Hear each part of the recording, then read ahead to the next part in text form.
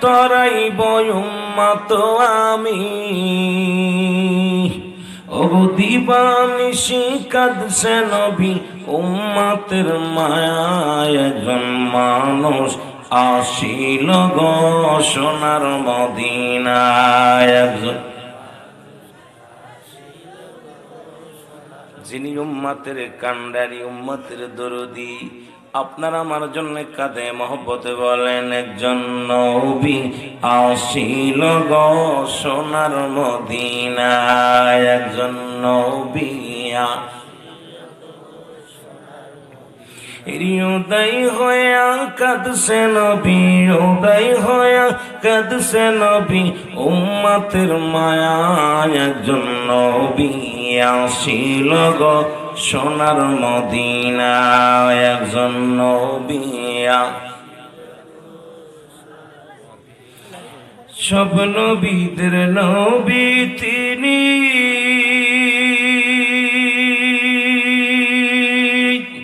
দু জাহানের কামলিওয়ালা আমরাও জানি ওগো নর নবীজি কাঁদতেন সদাই নর নবীজি কাঁদতেন সদাই উম্মতের মায়ায় একজন নবী আসিল গো সোনার মদিনায় একজন মানব আসিল গো আরো জোরে বলেন একজন মানুষ আসিল গো সোনার মদিনায় একজন নবী রহমতের পিয়ালানিয়া রহমতের পিয়ালানিয়া জগতে উদায় রহমতের পিয়ালানিয়া জগতে উদায় একজন মানুষ আসিল গো সোনার মদিনায় একজন নবী সোনার মদিনায় লা ইলাহা জোরে জোরে লা ইলাহা লা ইলাহা মুহাম্মাদুর সাল্লাল্লাহু আলাইহি ওয়াসাল্লাম একটু মহব্বতের সঙ্গে ইসমে জাতের জিকির করেন আল্লাহ আল্লাহ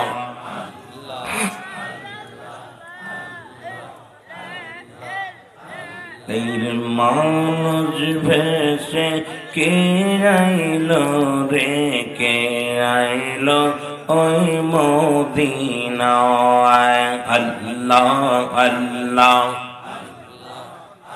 এই মানব রূপে কে আইলো রে কে আইলো ওই মদিনায় আল্লাহ আল্লাহ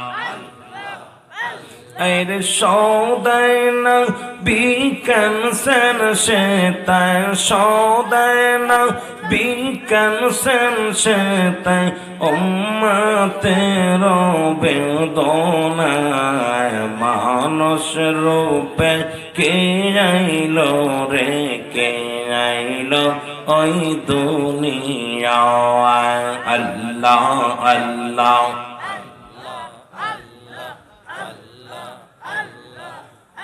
আইরি গর্বে তেরা সুল দেওয়ানা টের পাইলেন না মায়া মেনা গর্বে তেরা সুল দেওয়ানা টের পাইলেন না মায়া মেনা খবর দিল জিবরাইল আমিনে হায় হায় মানব রূপে কে আইলো রে কে আইলো এই দুনিয়ায় আল্লাহ আল্লাহ এই মানব রূপে কে আইলো হায় কে আইলো এই দুনিয়ায় আল্লাহ আল্লাহ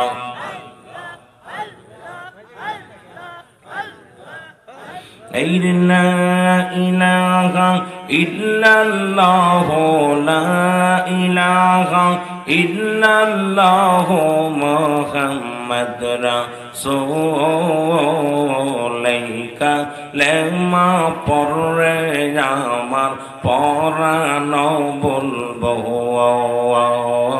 আল্লাহ আল্লাহ লা ইলাহা ইল্লাল্লাহ লা ইলাহা ইল্লাল্লাহ মুহাম্মদ রাসূল আকে রাতে পার হবি তুই পুলসি রাতের পওয়াল আকে রাতে পার হবি তুই পুলসি রাতের পওয়াল আয় আল্লাহ আল্লাহ এই যে দিন সমান যা আরি হবে জর্রা জর্রা বিয়ে সার হবে হর যে দিন সমান যা আরি হবে জর্রা জর্রা বিয়ে সার হবে যার সেই দিন তোমায় কে বাঁচাবে সেই দিন তোমায় চাবে মোহাম্মদ রাসূল কে রাতে পার হবি ভাই ফুলসি রাতের পওয়া আয় আল্লাহ আল্লাহ সাউন্ডটা বাড়া রাখবেন লা ইলাহা ইল্লাল্লাহ লা ইলাহা ইল্লাল্লাহ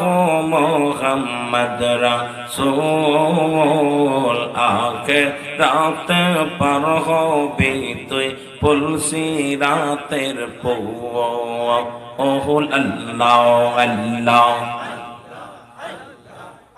এই মাথার উপর অযথা গবে মাটি পড়ে তামা হবে আর সেই দিন তোমায় কে বাঁচাবে সেই দিন তোমায় কে বাঁচাবে মোহাম্মদ রাসূল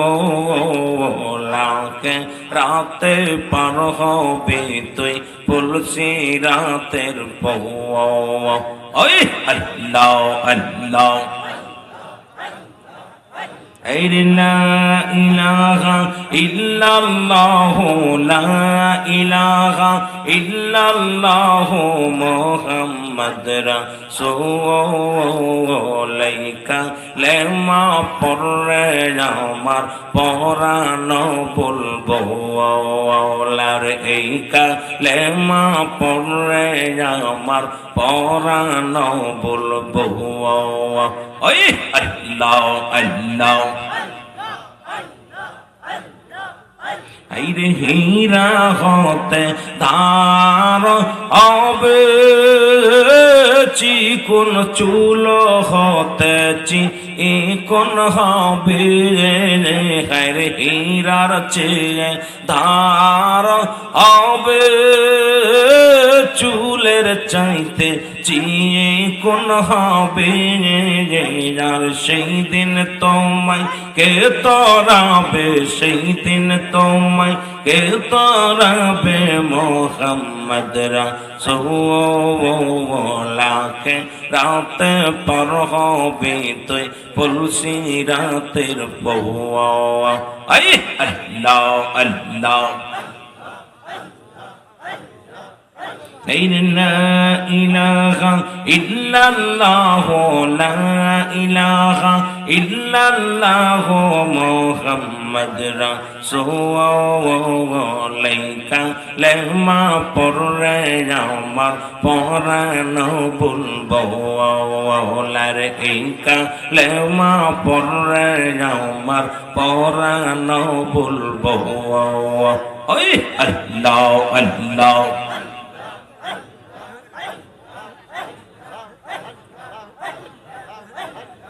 لا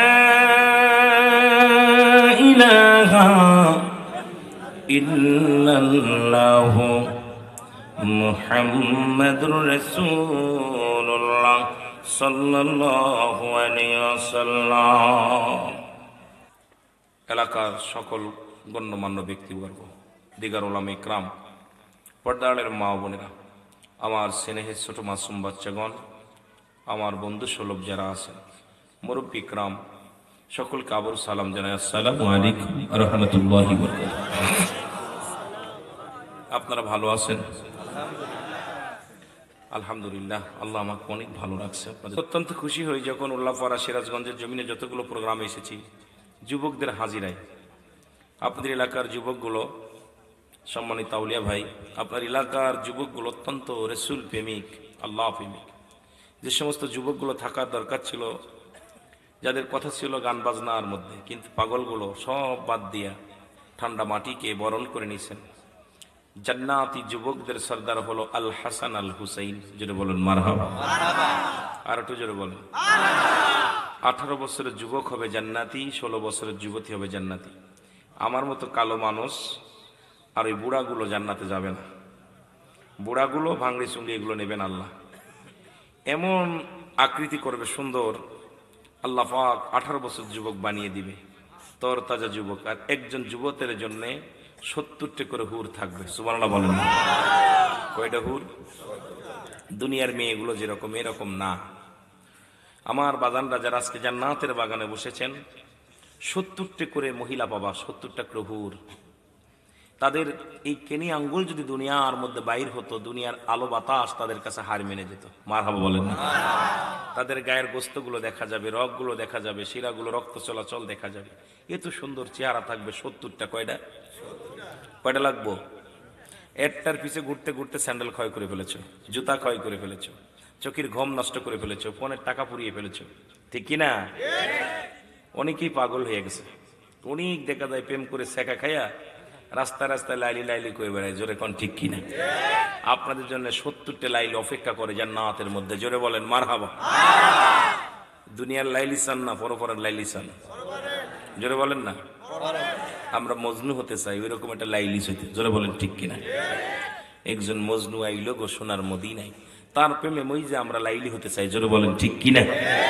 আমার বাবারা, আবার মারাও পাবে, মারাও পাবে। আমার জাকের বোনেরা, আমার মারা, আমার বোনেরা যারা আসছেন, আমার মা বোনেরা যারা আজকে মাহফিলে আসছেন, তারাও শুনে নেন।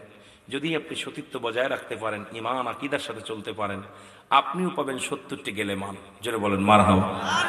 আমার মতো ওই কাইলু মার্কা মৌলবী পাবেন না। এত তরতাজা একটা যুবক পাবেন, মোটামুটি শাহরুখ খান ফেল। কথা বুঝেননি? এগুলো চলবো না। শাহরুখ খান আর রিয়াজ খান আর ওই বাংলাদেশের চলচ্চিত্র যত নায়ক নায়িকা আছে, এগুলো চলবে না। তাদের কাছে কিচ্ছু না। অত্যন্ত সুন্দর তরতাজা যুবক, 70টি করে যুবক আপনাকে দেবে। জোরে বলেন মারহাবা। এরপরে যদি আপনি স্বামী চান, স্বামীকেও দেবে। যদি বলেন আল্লাহ এগুলো তো দিছো দিছো, দুনিয়ার স্বামীটারও আউলিয়া বাইরেও চাই। এখন কবে আউলিয়া সাহেব আসো, তোমার বউ তো তোমার খোঁজে। সুবহানাল্লাহ বলেন না? কি কন আপনার ওয়াইফ না বউ? কথা কইতে নি, কথা কয় না। বউ আর ওয়াইফ একটা হলেই হলো। জোরে বলেন ঠিক কিনা? তোমার খুঁজতেছে। তখন আউলিয়া ভাই কই কই কয় ওই যে জান্নাতের মধ্যে ঘোরাঘুরি করে। জোরে বলেন মারহাবা। তাহলে আমরা এইগুলোই বালা না এইগুলো বালা? দুনিয়ার গুলো বালা না ওইগুলো বালা? জোরে বলেন। ওইগুলো বালা। আমিন বলেন। আমিন বলেন। আল্লাহ কবুল করুক। ওইগুলো আনতে লাগলে ইমানটাকে তাজা করতে হবে। জোরে বলেন ঠিক কিনা? ইমান, ইমান যদি দুর্বল হয়ে যায়, আমল যদি দুর্বল হয়ে যায়, ওগুলো কখনো পাওয়া সম্ভব নাই। জোরে বলেন ঠিক কিনা? আল্লাহ আমাদের বোঝার তৌফিক দান করুন। জোরে বলেন আমিন। আর একটু জোরে বলেন আল্লাহু আকবার। এ যুবক বন্ধুরা শুনে নাও, আলোচনার শুরুতেই বলবো, বনি ইসরায়েলদের মধ্যে একজন নবী, এ মুসলমান, নাম হলো, ও মুসলমান শুনে নাও গভীর মনোযোগ। বনি ইসরায়েলদের মধ্যে অসংখ্য নবী আছেন, অসংখ্য নবীগণ আছেন। তাদের মধ্যে নবীর মধ্যে একজন হলো হযরত ঈসা আলাইহিস সালাম। জোরে জোরে বলো মারহাবা। শিক্ষা দেওয়ার জন্য কথাগুলো বলে যায়, আলোচনার শুরুতেই বলে যায়। একজন বিবিকে হারায় ফেলছে, বিবি মারা গেছে, কবরের পাশে একদিন নয় দুদিন নয়, চোখের পানি ছেড়ে কান্দে। ওই পদ্মে যাইতেছিলেন গোরস্থান দিয়ে। আজকে কবরবাসীদের স্মরণে কে বা কার জন্য কান্দে, কে বা কার জন্য দোয়া করে। ও মুসলমান, এই নিষ্ঠুর পৃথিবী ভাই ভাইকে ভুলে যায়, সন্তান বাবাকে ভুলে যায়, বাবা সন্তানকে ভুলে যায়। ও মুসলমান, এই দুনিয়ার এমনই একটা নিষ্ঠুর পৃথিবী, খালি ভোগ করতে জানে, ত্যাগ করতে জানে না। পচা গলা নষ্ট যা দিবেন সব এই মাটিতে গ্রহণ করবে, বলবে না দিও না, এটা আমি নিব না, গ্রহণ করব না। এই পৃথিবীর মায়া ছেড়ে চলে যাব, এর মধ্যে কোনো সন্দেহ নাই। জোরে বলেন ঠিক কিনা? উনি কবরের পাশে দাঁড়ায় দাঁড়ায় কান্দি। ঈসা নবী যাইতেছিলেন, ডাকতে বলে, এ ভাই তুমি কেন ওখানে বসে কান্দো? বলে আমার বিবি মারা গেছে। আল্লাহু আকবার। কি মারা গেছে? বিবি মারা গেছে। বলে তোমার বিবি মারা গেছে, এখনো রাত জেগে জেগে কান্দো, বসে বসে চিন্তা করো। বাড়ি যাও, তোমারও দুনিয়া থেকে বিদায় হতে হবে। থাকার জায়গা না, দুনিয়াটা বড় নিষ্ঠুর দুনিয়া। আজ হোক আর না কাল হোক না কেন চলে যেতে হবে, থাকার জায়গা না। তুমি বাড়ি যাও, বাড়ি যে ঘুমাও, আল্লাহর কাছে যাওয়ার জন্য তৈরি হয়ে যাও, প্রস্তুতি হয়ে যাও। বলে ভাই আমি আমার বিবিকে প্রচন্ড ভালোবাসতাম, আমার বিবিকে ছাড়া বাঁচতে পারি না, ঘুমাইতে পারি না, আমার বিবি ছাড়া কিচ্ছু ভালো লাগে না। তুমি তোমার মাওলার কাছে বলো, হয় আমাকে নিয়ে যেতে, না হয় আমার বিবিকে ফিরাইয়া দিতে। আল্লাহু আকবার। হয় আমার বউডার কবর থেকে ফিরাইয়া দাও, না হয় আমারে তুমি নিয়ে যাও। ঈসা আলাইহিস সালাম বুঝাইলেন, বাবা পাগলামি করিস না, দুনিয়া থেকে চলে যেতে হবে, থাকার জায়গা না। কত নবী, কত গাউস, কত আলী আসলেন, সবাই চলে গেছে। বাবা তোমারও চলে যেতে হবে, আমিও চলে যাব, কেউ থাকবো না। তবে তোমার কাছে দাবি করি তুমি বাড়িতে ফিরে যাও। যুবক বলে, আল্লাহর নবী গো আমি যেতে চাই না, আমার বিবি ছাড়া ঘুমাইতে পারবো না, বিবিকে ছাড়া খাইতে ভালো লাগে না, ঘুমাইতে ভালো লাগে না, সময় কাটে না, আমার বিবিরে আপনি ফিরাইয়া দেন। আল্লাহর নবী ঈসা আলাইহিস সালাম বললেন, বাবা তোমার বিবির কবর কোনটা? বলে ওই যে কবর ওইটা।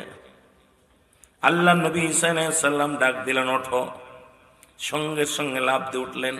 কবর থেকে একজন যুবক উঠলেন, তার সমস্ত গায়ের মধ্যে আগুনের সাপ, সমস্ত গায়ের মধ্যে আগুন জ্বালানো, মাথার মধ্যে আগুনের কাকগুলো ঠুকায় ঠুকায় খায়, জিব্বাখানা টানদে বাইর করে এইরকম হাতুড়ি লাগানো, চোখের পানি ছেড়ে কান্দে, সমস্ত গায়ের মধ্যে আযাবের সমস্ত জাহান্নামের অগ্নিকাণ্ড গায়ের মধ্যে চিৎকার মেরে কান্দে আর বলে, কে গো আমাকে ডাক দিছ?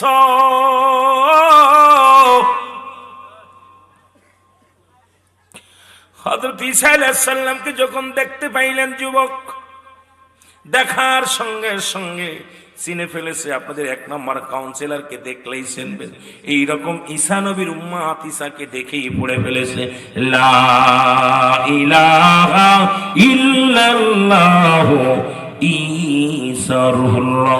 জোরে জোরে চিল্লায়া বলা যাবে না মারহাবা। সঙ্গে সঙ্গে গায়ের সাপগুলো ঝরে গেল, আগুনগুলো নিভে গেল, অটোমেটিক একটা সুন্দর যুবক হয়ে গেলেন। ঈসা আলাইহিস সালাম বলে, প্রতীক তুমি কবরের পাশে কাঁদছো, তোমার বিবি বলে মারা গেছে, তো একটা বেটা মানুষ। বলে হুজুর ওই কবরটা আমার বিবির কবর না, ওই পাশের কবরটা আমার বিবি, ভুল হয়ে গেছে হুজুর, 1 মাসের মধ্যেই বিবির কবর ভুল। এ মুসলমান শুনে না, পাশের কবরটা আমার বিবির। মুসা আলাইহিস সালাম বলে যুবকরে ঘুমায়া, ঈসা আলাইহিস সালাম বলেন যুবকরে ঘুমায়া যাও। যুবক বলে, হুজুর আমার জীবন ধন্য, আমি বেঈমান হয়ে মৃত্যুবরণ করেছিলাম, আপনার কালেমা পড়ার সঙ্গে সঙ্গে জাহান্নামের অগ্নিকাণ্ড আল্লাহ পাক আমারে মাফ করে দিয়েছে। ইয়া আল্লাহর নবী, আমার আল্লাহ যেন কবরের বাকি জীবনটাও মাফ করে দেয়। জোরে বলেন মারহাবা। বাকি জীবনের গুনাহগুলোও যেন আমার মাফ করে দেয়। আল্লাহর নবী ঈসা আলাইহিস সালাম ডাক দিলেন, পাশের কবর থেকে একজন উঠলেন, ওঠো। উঠে গেলেন একজন যুবতী মহিলা, পৃথিবী থেকে যত সুন্দরী হয়ে মারা গিয়েছিল এর চাইতেও সুন্দরী মহিলা, জোরে বলো মারহাবা। ঈসা আলাইহিস সালাম বলে, বাবা এটা কি তোমার বিবি? বলে হ্যাঁ আমার বিবি। যাও তুমি ঘরে নিয়ে চলে যাও।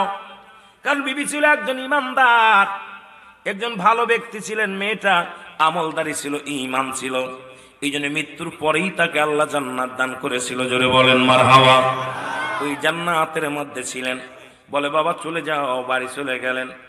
ডাক দে বলে, বিবি রে আজ 1 মাস আমি ঘুমাই না, খানা খাই না, ঠিক মতো ঘুমাই না, তোমার প্রেমে পাগল, আমি একটু ঘুমাইনি, তুমি একটু জেগে থাকো। বিবির উরতের পর মাথা দিয়ে যুবক ঘুমায় গেলেন। ওই রাস্তা দিয়ে যাইতেছিলেন ওই দেশের প্রধানমন্ত্রীর সন্তান, উনি দেখলেন একটা সুন্দরী মহিলা, আগে পরে কত ওই রাস্তা দিয়ে যে গরম ভ্রমণ করেছেন, কোনোদিন এত সুন্দরী মহিলা দেখে নাই। ওনার ঘোড়াটা নিয়ে চলে গেলেন ওই মহিলার কাছে, মহিলার মুখের দিকে তাকাইলেন, মহিলাও পাগল হয়ে গেলেন, রাজা ছেলে দেখিয়া, ছেলেও পাগল হলেন মেয়েটাকে দেখিয়া, ঘোড়ার পিঠের উপরে চড়াইয়া নিয়ে চলে গেলেন।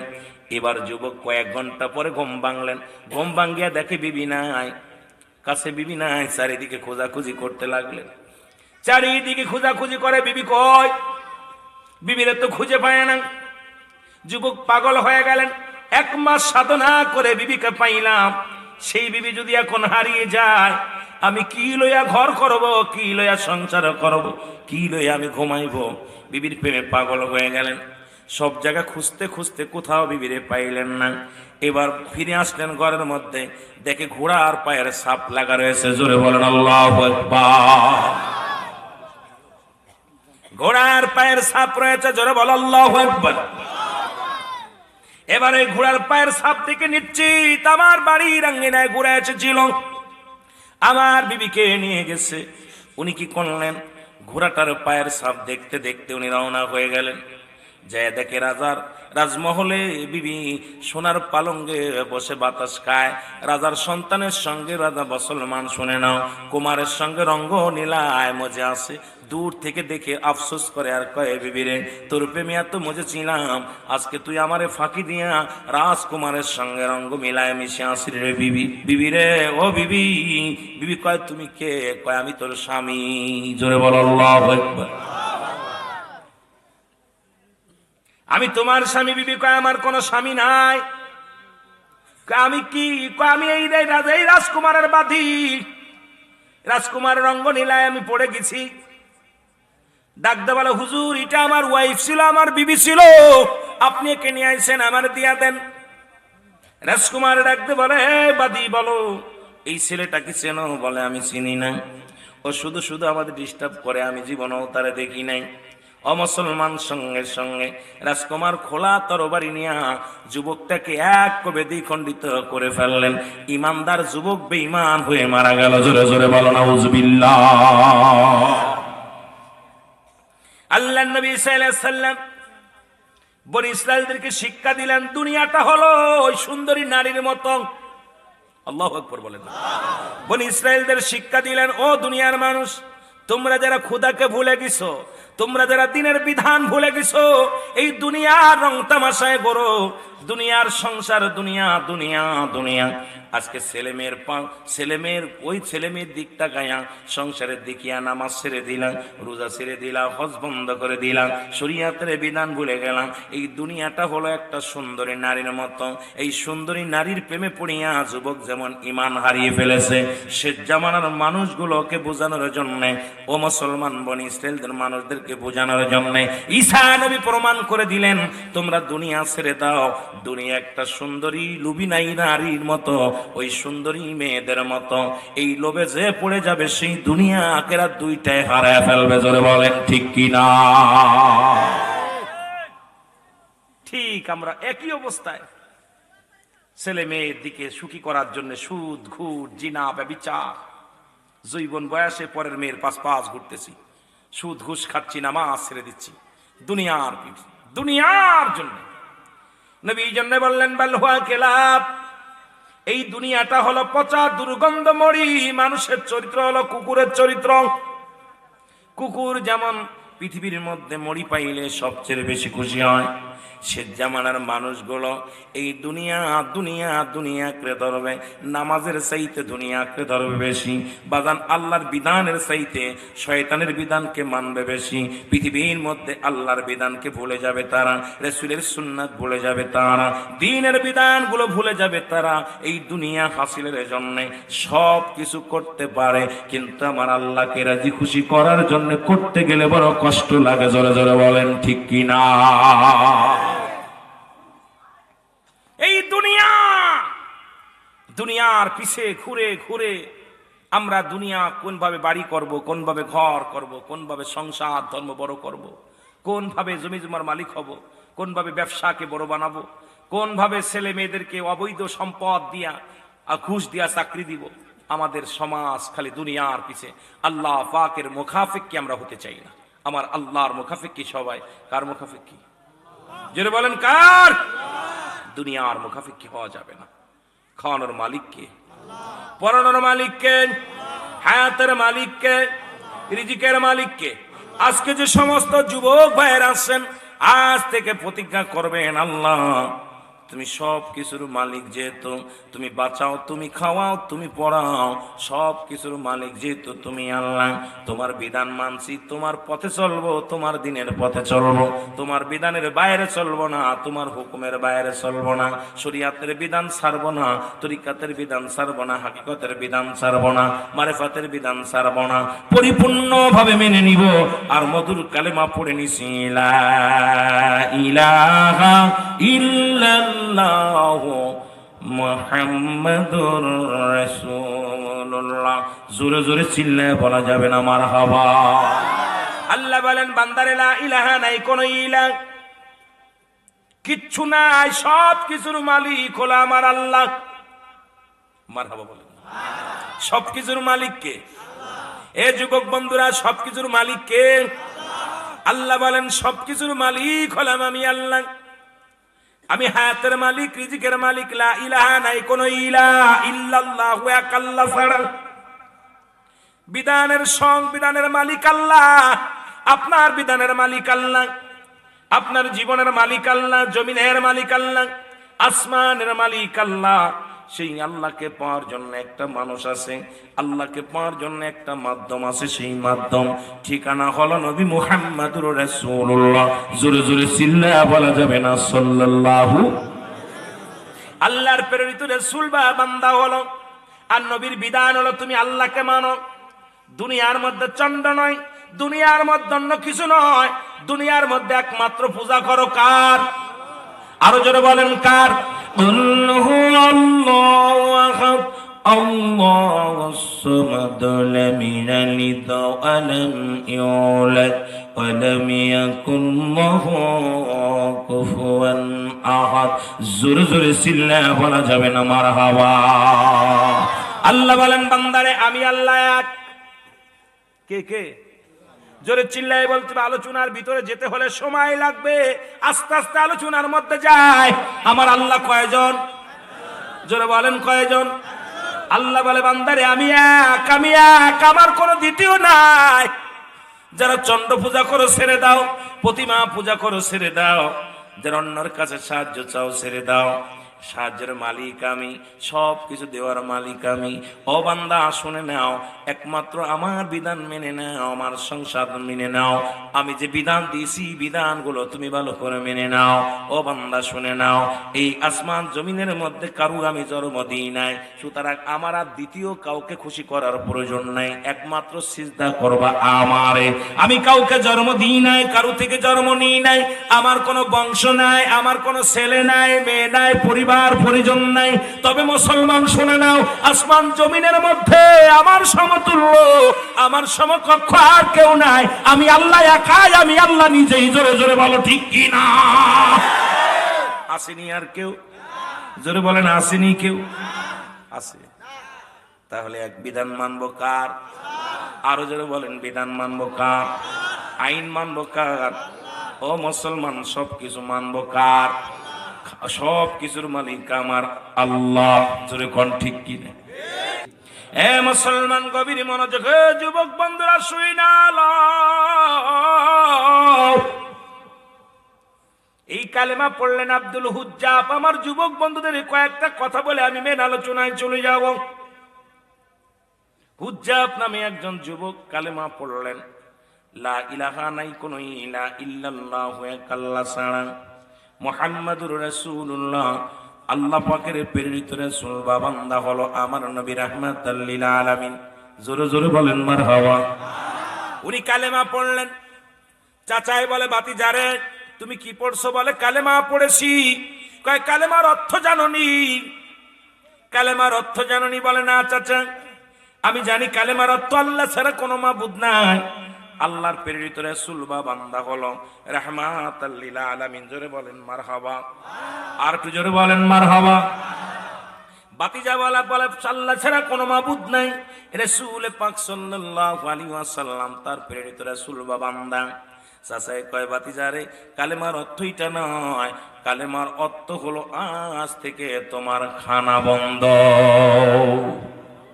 খাবার খেতে পারবা না। হুজ্জাব বলে, চাচা কালেমার অর্থ যদি খানা বন্ধ হয়, দিলাম ছেড়ে। আমার যুবক বন্ধুরা আজকে যারা সব বাদ দিয়া জান্নাতের বাগানে এসেছেন, আপনাদের কত দাম, কত সম্মান, কত ইজ্জত, আমি আস্তে আস্তে গেলে আলোচনায় বুঝতে পারবেন আপনাদের কত মূল্যায়ন, কত মূল্য দিছে আমার আল্লাহ। রিয়াজুল জান্নাহ বেহেশতের বাগান, আর এই বাগানে জাহান্নামীরা আইব না, জান্নাতীরা আইব। জোরে কোন ঠিক কিনা? হুজ্জাব কয়, চাচা কালেমার অর্থ যদি খানা বন্ধ হয়ে যায়, এক ওয়াক্ত খানা খাবো না, খাওয়ানোর মালিক আমার আল্লাহ। হুজ্জাব খানা ছেড়ে দিলেন, একবারও খানা খায় না, শুধু চোখের পানি ছেড়ে কান্দার বলে, ইল্লাল্লাহু ইল্লাল্লাহ লা ইলাহা। চোখের পানি ছেড়ে কান্দে। লোকজন এসে বলে, হুজ্জাবের চাচা তুমি জানো নি, হুজ্জাব তো কালেমা ছাড়ে নাই, সে খানা বন্ধ, একটা সপ্তাহ খানা বন্ধ, শুধু জোরে জোরে কালেমা পড়ে, আরো স্পিরিট বেড়ে গেছে। ডাকতে বলে, বাতিজারে তুমি কালেমার অর্থ জানো নি? কয়, আপনি বললেন খানা বন্ধ, খানা খাই না, আরো অর্থ আসেনি? কয়, অর্থ আছে বাবা। অর্থটা হলো আজ থেকে জমা জমি আর পাবা না, সব সম্পত্তি সব কিছু আমার, এর একটা কানা করেও তুমি পাবা না। হুজ্জাব বলে, না চাচা, যদি কালেমার অর্থ খানা বন্ধ হয় দুঃখ নাই, কালেমার অর্থ যদি জমা জমি মালিক হও, এটাও যদি না হয় সব মেনে নিলাম, কারণ এই জমা জমি সম্পদ সব কিছুর মালিক আমার আল্লাহ, আবার সব কিছু চূর্ণ বিচ্ছিন্ন করে দিবে আমার আল্লাহ। আল্লাহ নিজেই বলে, কুল্লু মান আলাইহা ফান। জোরে বলো আল্লাহু আকবার। আল্লাহ কয়ে, বান্দার এই জমিনের মধ্যে যা কিছু আছে সব কিছু আমি চূর্ণ বিচ্ছিন্ন করে দিব, এই জমিনটা আমি পুরায়া তামা বানায় দিব, জমিনের ভিতরে যত পানি আছে সমস্ত পানিগুলো আমি আল্লাহ পুরায়া ছাই বানায় দিব। যেদিন কিচ্ছু বলতে কিচ্ছু থাকবে না, সেদিন থাকবে শুধু আমার আল্লাহ। সুতরাং আল্লাহকে পাওয়ার জন্য আমি হুজ্জাব সব ছেড়ে দিতে পারি, সব কিছুইতে শেষ করে দিবে আমার আল্লাহ। জোরে জোরে চিল্লায়া বলা যাবে না মারহাবা। এই দুনিয়ার মুসলমান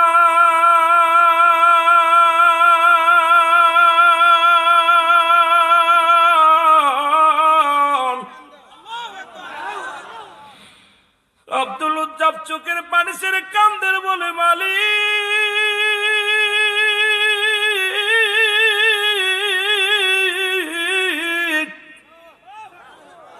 তুমি খাওয়াও, তুমি পড়াও, তুমি সব কিছুর মালিক, ও আমার আল্লাহ,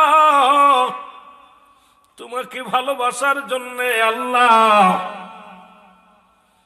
যদি আজকে জমি জমা যদি ছেড়ে দেওয়া লাগে ছেড়ে দিলাম রে আল্লাহ, খানা বন্ধ করে দিছি, কিন্তু আমার জবান থেকে তুমি কালেমাটা মুছে দিও না, আমার জবান থেকে এই মধুর কালেমা উঠায়া দিও না রে আল্লাহ।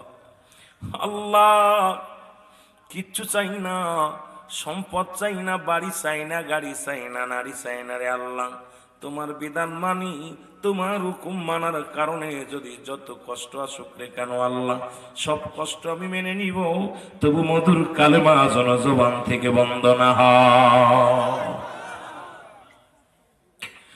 আরো জোরে জোরে কালেমা পড়া শুরু করলো। উজ্জাপের কাছে ডাকতে বলে, চাচা এই ভাতিজা রে, তুমি কি কালেমার অর্থ জানো? যুবক উজ্জাপ বলে, চাচা আপনি বললেন খানা বন্ধ, খানা খায় না। সম্পদ থেকে বঞ্চিত, আমি সম্পদের বড়াই করি না, সম্পদের আমি তোয়াক্কু করি না। একমাত্র আল্লাহর প্রেমে আমি পাগল।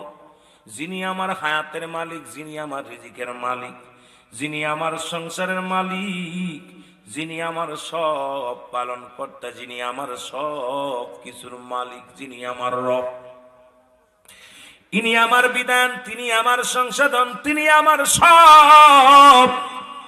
সুতরাং পৃথিবীর সব কিছু ছাড়তে পারি, তারে ছাড়তে পারি না। জোরে বল আল্লাহু আকবার। বলে, ভাতিজা রে কালেমার অর্থ জানোনি? কয় আপনি তো বললেন এটা এটা।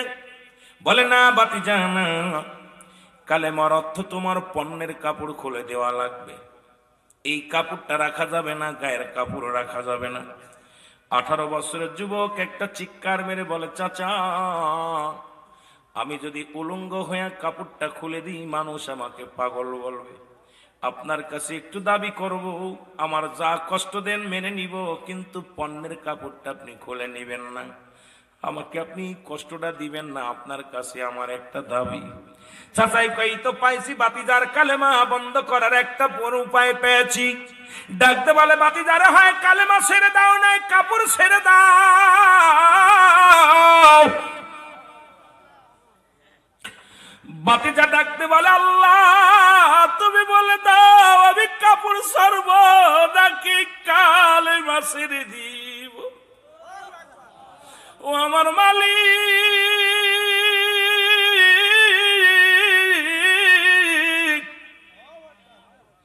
আজকে বড় পরীক্ষার মধ্যে আমি পড়েছি, তুমি বলে দাও আমি পণ্যের কাপড় ছাড়বো নাকি তোমার ছেড়ে দিব। তুমি যদি বলে দাও সমাধান দাও রে আমার আল্লাহ, তুমি ছাড়া আমার সমাধান দেওয়ার মতো আর কেউ নাই। জোরে জোরে চিল্লায় বলা যাবে না আমার হাওয়া। চিৎকার মেরে বলো, আল্লাহ একটু সমাধান দাও আল্লাহ, আমি কি কাপড় ছাড়বো নাকি ঈমান ছেড়ে দিব? কি জন্য ডাক দে বলে, হুজ্জাব রে কাপড় গেলে কাপড়ের অভাব নাই, ঈমান গেলে ঈমান আর পাবি না। ওরে দুনিয়ার কাপড় ছেড়ে দিয়ে ঈমান ছাড়িস না, ওরে ঈমান গেলে তোর জীবনটা ধন্য হবে না রে হুজ্জাব। ভাতিজার সঙ্গে সঙ্গে চোখটা বন্ধ করে হুজ্জাব পণ্যের কাপড় খুলে দিলেন, খুইলা দেওয়া দোষ শুরু করে দিলেন। পিছন থেকে চাচা এটাকে, হুজ্জাব দাঁড়াও। 18 বছরের যুবক পণ্যের কাপড় খুলে দিয়ে চলে গেলেন। ছোট্টবেলা তার বাবা মারা যায়, মা অন্য পুরুষের সঙ্গে বিবাহ বন্ধনে আবদ্ধ হয়েছে। একটা দড়ি চলে গেলেন মায়ের কাছে। দেখে মা, দেখে 18 বছরের যুবক উলঙ্গ, দৌড়ায় ঘরের মধ্যে ঢুকছে। মাকে ডাকতে বলে, মা মা গো মা, একবার তুমি আমাকে এক টুকরা কাপড় দাও, মা গো আমার একটু কাপড় দাও। মা বলে, বাবারে তুমি কে? কই, মা গো তুমি আমার চিনবা না, আমি তোমার হুজ্জাব। ছোট্টবেলা যখন আমার বয়স 4 বছর, আমার আব্বাজান মারা যান, তুমি অন্য পুরুষের সঙ্গে বিবাহ বন্ধনে আবদ্ধ হয়েছ। আমার চাচা আমার কালেমা পড়ার অপরাধে, ঈমান আনার অপরাধে গো মা আমার এই দুনিয়ার মধ্যে খানা বন্ধ করে দিছে, কালেমা বন্ধ করতে পারে নাই। দুনিয়ার সম্পদ যত পেয়েছিলাম সব কিছু বন্ধ করে দিছে, কিন্তু আমার ঈমান নষ্ট করতে পারে নাই। মা গো সর্বশেষে আমার পণ্যের কাপড়টা খুলে নিছে, মা একটু দয়া করে একটা টুকরা কাপড় দাও, যার ভালোবাসায় আমি ঈমান আনিয়া এই পণ্যের কাপড় খুলে দিছি, সেই রাহমাতুল লিল আলামিনের কদমের মধ্যে চলে যাব। লা ইলাহা ইল্লাল্লাহু সাল্লাল্লাহু আলাইহি ওয়াসাল্লাম। হুজ্জাবের মা ভিতর থেকে এক টুকরা কাপড় দিলেন। এর কাপড়খানা 2 টুকরা করিয়া পণ্যের ভিতরে লাগাইয়া দোষ শুরু করে দিলেন। পিছন থেকে মা ডাকে, বাবা হুজ্জাব একটু তাকায়া দেখ।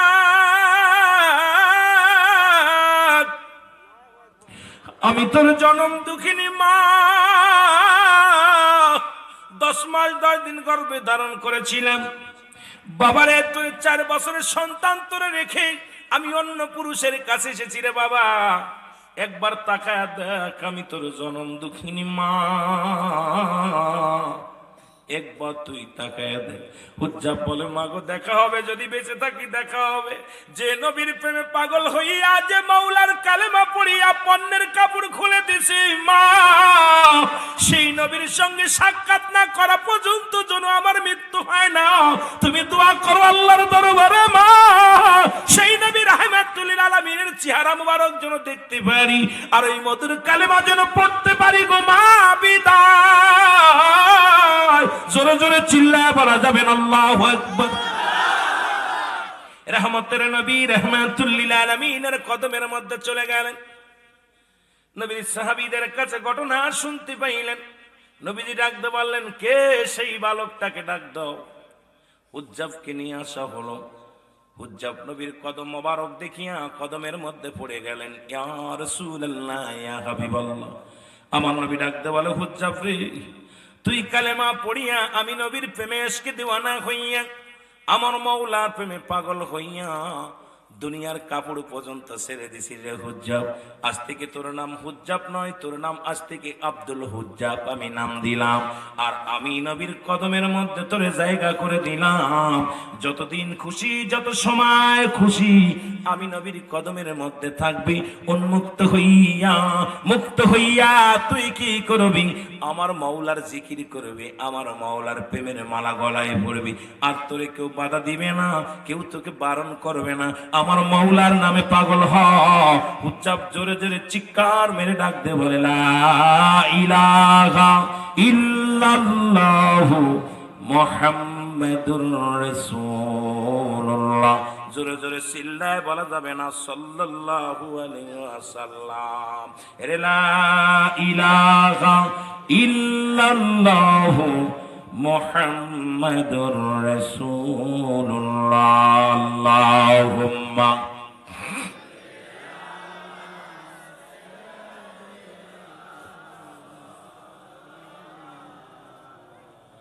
সাইয়্যিদিনা মহব্বতে বলেন আল্লাহুম্মা সাল্লি। বাজান রে, এই রকম যদি ঈমান আনতে হতো, এই রকম পরিস্থিতি যদি আমার বাংলাদেশের মানুষের হতো, আমার বিশ্বাস আপনার 99% মানুষ ঈমান আনা কষ্ট হয়ে যেত। জোরে বলেন ঠিক কিনা? একটা রাত জান্নাতের বাগানে বসবে, 1 ঘন্টা 1/2 ঘন্টা বসা পরে মোড়া মোড়া ছেড়ে দেয়, কষ্ট হয়ে যায়। প্রস্রাব, ডায়াবেটিস, কষ্ট নিবেন না। বড় কষ্ট হলো যদি এইরকম জমি জমা সারা লাগতো, ক্ষুধার্ত অবস্থায় দুপুরে অনেকে খানা খান নাই, রাত্রে আর নামাজই পড়ে না, অনেক সময় ক্ষুধা লাগছে আর পড়বো না।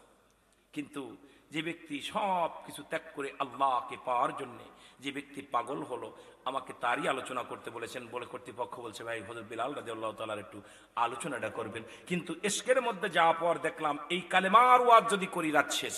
এই কালেমা ঈমানের জন্য, এই জন্য মানব জীবনের অমূল্য সম্পদের নাম হলো ঈমান। সুবহানাল্লাহ বলেন না? মানব জীবনের অমূল্য সম্পদের নাম কি? ঈমান। আর ব্যক্তির জীবনের অমূল্য সম্পদের নাম হলো রূহ। সুবহানাল্লাহ বলেন না? এই দুইটার বিষয়, একটা হলো রূহবিহীন, বডির কোনো মূল্য নাই। বডির কোনো মূল্য নাই রূহবিহীন। রূহ নাই।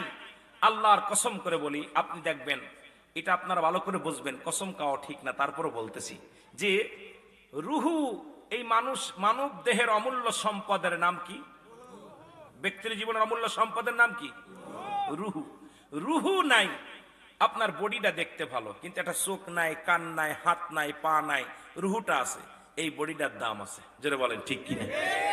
অনেক ভাইরা 1 বছর 2 বছর বাবা মা আগে আনতে হবে ঈমান। আর সেই ঈমান আনতে হলে অবশ্যই ঈমান এনে যখন আপনি আমল করবেন, আল্লাহর নৈকট্য হাসিল করা আপনার জন্য সহজ হয়ে যাবে। জোরে বলেন ঠিক কিনা?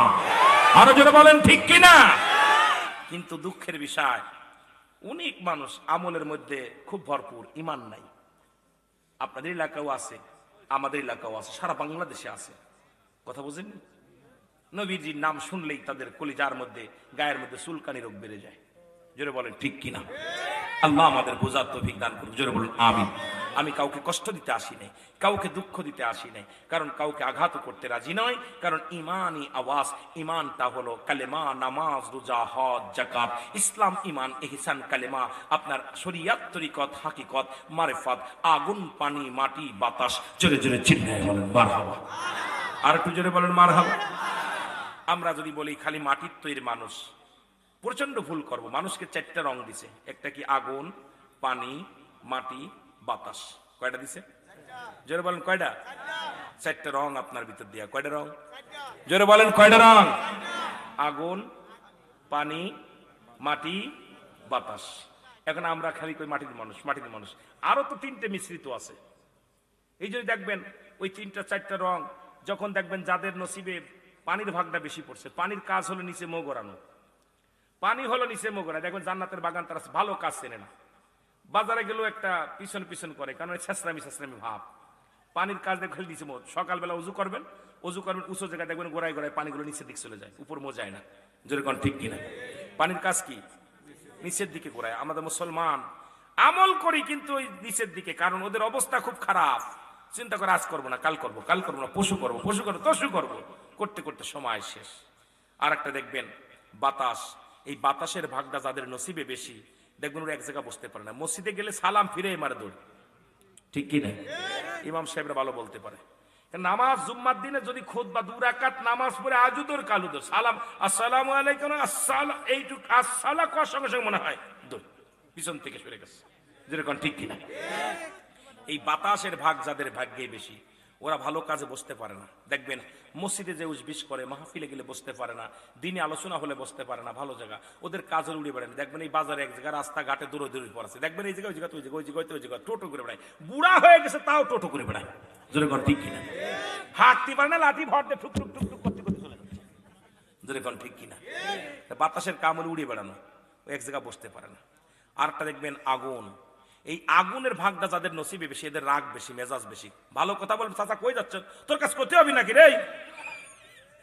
ঠিক কিনা? এই আগুনের ভাগটা যাদের বেশি পড়ছে, এদের মেজাজ পড়া।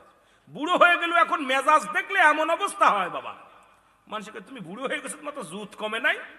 যেরকম ঠিক কিনা? আছে না বাবা? এই আগুনের ভাগটা যাদের নসিবে বেশি, এদের মেজাজ খারাপ, রাগ বেশি শরীরে, তার উত্তেজিত বেশি, হ্যাঁ হট্টগোল করে বেশি। আর একটা হলো মাটি। এই মাটি হলো সবচেয়ে প্রিয় খাঁটি। দেখবেন কোনো ছেলে মেয়ে যদি ভালো হয়, কয় কার মেয়েরে মাটির মতো। জোরে বলেন ঠিক কিনা? কার ছেলেরে মাটির মতো, কারণ মাটিটা নরে কম, মাটিটা নরে কম। এই জন্য মাটির আকৃতি আমাদের মানুষ, প্রতিটা মানুষের মাটির এই গুণটা আমাদের ধরা উত্তম। জোরে বলেন ঠিক কিনা? তাহলেই উত্তম আমরা হতে পারবো। এই জন্য আমাদের দেখবেন ওই মাহফিলে আসলে উঠাউঠি করে, মসজিদে গেলে উঠাউঠি করে, কারণ ওই যে ওদের ভাগ্যে তো আছে ওই অবস্থা এরকম। আবার একটু কথা বসবো না তো তোর কি,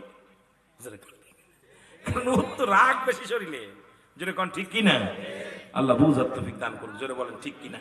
শরিয়াত, শরিয়াত, তরিকত, হাকিকত, মারিফাত। এখন শরিয়াত, তরিকত, তরিকত হলো এই ঠাকনু থেকে শুরু করে পা পর্যন্ত, এটা হলো তরিকত।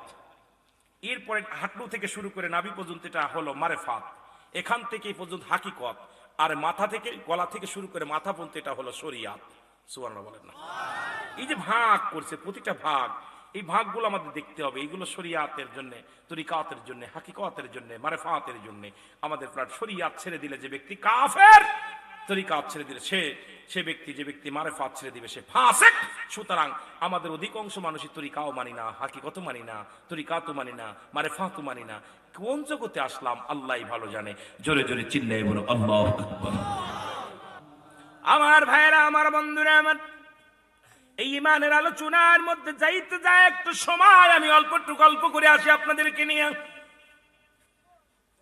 মাইনুদ্দিন চিশতির এক মুরিদ, তৎকালীন জামানার মধ্যে মুসলমান, গভীর মনোযোগ শুনে নেন। যেহেতু আল্লাহর ওলিদের কথা বললাম, আল্লাহ বলে আলা সাবধান, ইন্না নিশ্চয়, আলা ইন্না উদাল্লাহি, আল্লাহর তরফ থেকে যারা ওলি হয়, লা নাই খাউফুন শব্দের অর্থ ভয়, ওলা যদি অবস্থান করে হুকুমদের উপরে জানুন তাদের কোনো চিন্তা নাই ভাবনা নাই। মেরকাত সরে মেরকাতের 10ম খণ্ড 722 নম্বর পৃষ্ঠা, তাফসীরুল বায়ান 5ম খণ্ড 524 নম্বর পৃষ্ঠা।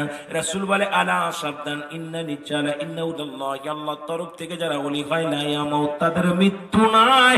জোরে জোরে চিল্লায়া বলা যাবে না আল্লাহু আকবার।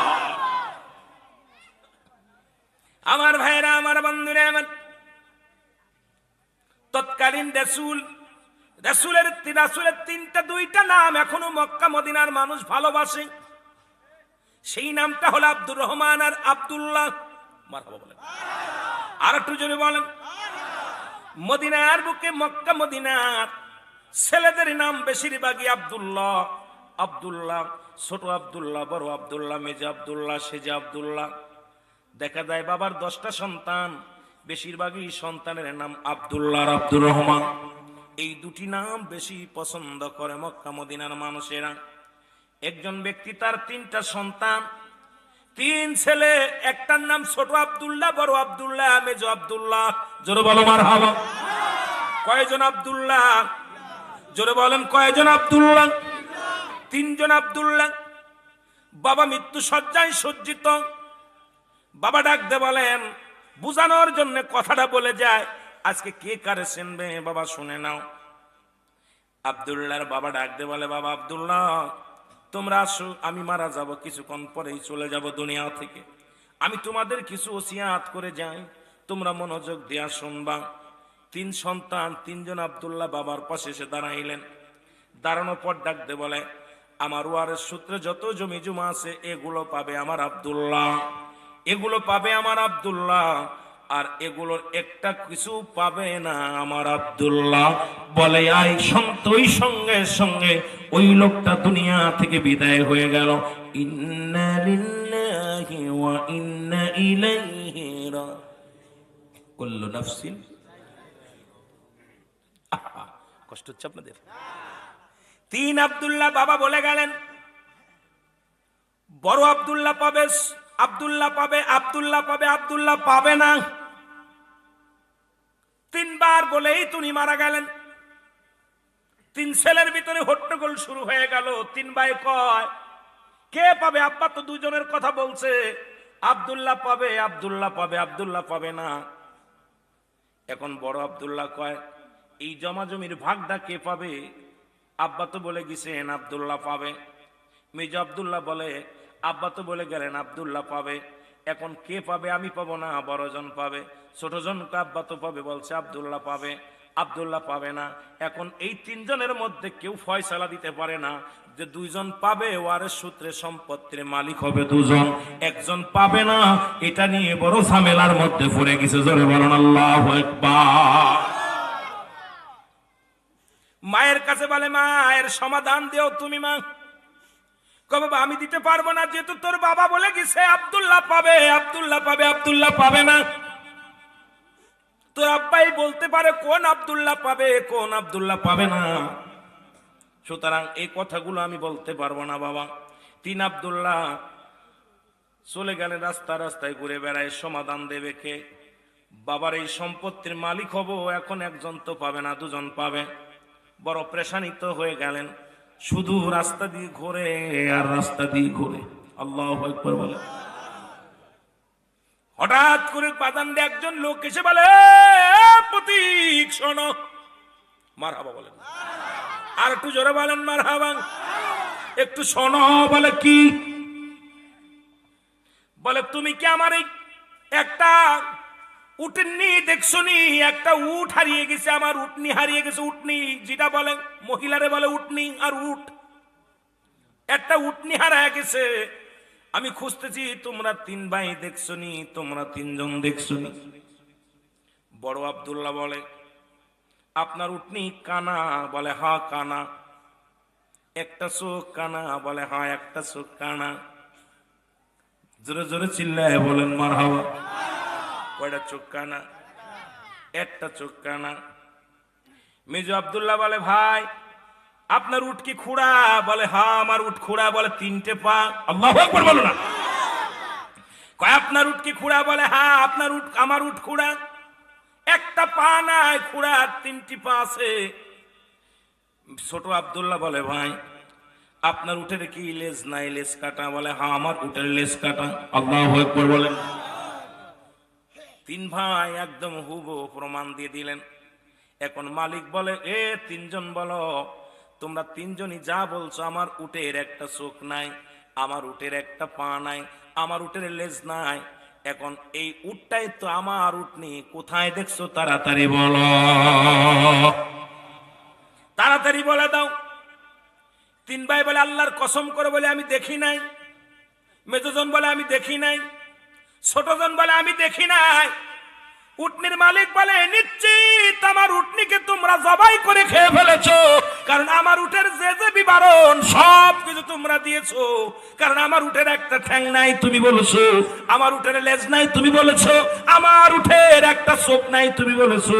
সুতরাং আমার উটনি যে যে অঙ্গ নাই, সেই সেই বিবরণ তোমরা দিয়েছো। আমার উটটা নিশ্চিত তোমরা দেখছো। দাও, না হয় কাজীর দরবারে নিয়ে যাব, তোমাদের কঠিন বিচার হবে, তোমাদের ফাঁসির রায় হবে। তাড়াতাড়ি বলে দাও, আমার উটনি কোথায়? তাড়াতাড়ি বলো। বলে, আল্লাহর কসম আমরা দেখি নাই। দেখিস না, এটা বললি কেমন করে? চলো। 3 ভাইরে ধরে নিয়ে গেছে কাজীর দরবারে। কার দরবারে? কাজীর দরবারে চলে গেল 3 ভাইকে নিয়ে। 3 ভাইকে নিয়ে কাজীর দরবারে পেশ করলেন। কাজী সাহেব, ও কাজী সাহেব, এই 3 ভাই আমার উঠের বিবরণ দিছে, যে সে আমার উঠের চিনাক্ত যেগুলো সব বিবরণ ঠিক দিছে। নিশ্চিত আমার উটনি এরা 3 ভাই জবাই করে খেয়েছে। তাড়াতাড়ি বলতে বলেন, আমার উটনি কোথায়? তাড়াতাড়ি বলে দেন, একটা বিচার করেন। কাজী বলে, বাবা, ও বাবা শোনো, তোমরা ওর উট দেখছো নি? আল্লাহর কসম করে বলছি আমি উট দেখি নেই। কয়, উট না দেখলে উনি যে বিবরণ দিলেন তুমি কেমনে দিলা? বলো, হুজুর আমি আন্দাজের পর বলেছি। কয়, কেন আন্দাজের পর বললাম? কয়, হুজুর আসতেছিলাম দেখি এত সুন্দর ঘাস, রাস্তার পাশে সুন্দর ঘাস, এক পাশের ঘাস খাওয়া আর এক পাশের ঘাস খায় নাই। আমরা বুঝতে পারলাম নিশ্চিত কোন কানা প্রাণী, কানা পশুতি খাইছে। কারণ এক চোখ দিয়ে এক পাশে চোখ দিয়েছে, যে পাশ দিয়ে দেখছে সেই পাশের ঘাস খাইছে, আর যে পাশ দেখতে পারে নাই সেই পাশের ঘাস খাই নাই। সুতরাং আপনার উট নিয়ে আমি আন্দাজের পর বলেছি, ওই ঘাস দেখে বলেছি নিশ্চিত ওই উটের একটা চোখ নাই, না হলে 2 পাশের ঘাস তোই খেয়ে ফেলবে, এক পাশের ঘাস খেয়েছে। সুতরাং ওই উটটা আমি আন্দাজের পর বলেছি উটের একটা চোখ নাই। জোরে বলো আল্লাহু আকবার। কাজী কয়, শাবাশ, ঘাস খাওয়া দেখে বলে দিছো? হ্যাঁ, আন্দাজের পর বলছি, মানলাম। মেজন্ডা বলে, তুমি বলো, তুমি কিসের পর বললে? তুমি তার একটা উঠের একটা ঠ্যাং নাই, তুমি কেমনে বললা? বলে, হুজুর আসতেছিলাম বালুচর দিয়ে দেখি 3টা পায়ের ছাপ লেগে আছে, 4টা পায়ের ছাপ নাই। ওই ঘাস খেয়ে আসতেছিল, আমরা দেখলাম 3টা পায়ের দাগ রয়েছে মাটির মধ্যে, কিন্তু 4টা পায়ের দাগ নাই। এ দ্বারা বুঝতে পারলাম যে প্রাণীটা ঘাস খাইছে 3টা পা আছে, 4টা পা নাই। ওই আন্দাজের পর বলেছি 3টা পা, কারণ 4টা পায়ের দাগ দেখি নাই, একটা পা কম। ওই 3টা পায়ের ছাপ দেখে বলেছি নিশ্চিত যে প্রাণী ঘাসগুলো খেয়েছে সেই প্রাণীর 3টা পা, একটা পা নাই। জোরে বলো আল্লাহু আকবার। কাজী কয়, শাবাশ, তোর তো বুদ্ধি আছে। তৃতীয় আব্দুল্লাহ বলে, তুমি বলো কিসের পর বললা? কিসের পর আন্দাজ করে বললা উটের লেজ নাই? কয়, হুজুর দেখলাম কয়েক জায়গা লেদেছে, পায়খানা করেছে। ওর যদি লেজ থাকতো, লেজ দিয়ে বাড়ি মারলে পায়খানাটা ভেঙে যেত, পায়খানাটা সারাই যেত। যে জায়গা লেগেছে ঠিক সেই জায়গায় পড়েছে, একটু ভাঙ্গে নাই, একটু কোনো নষ্ট হয় নাই, লেজ একই জায়গা পড়েছে।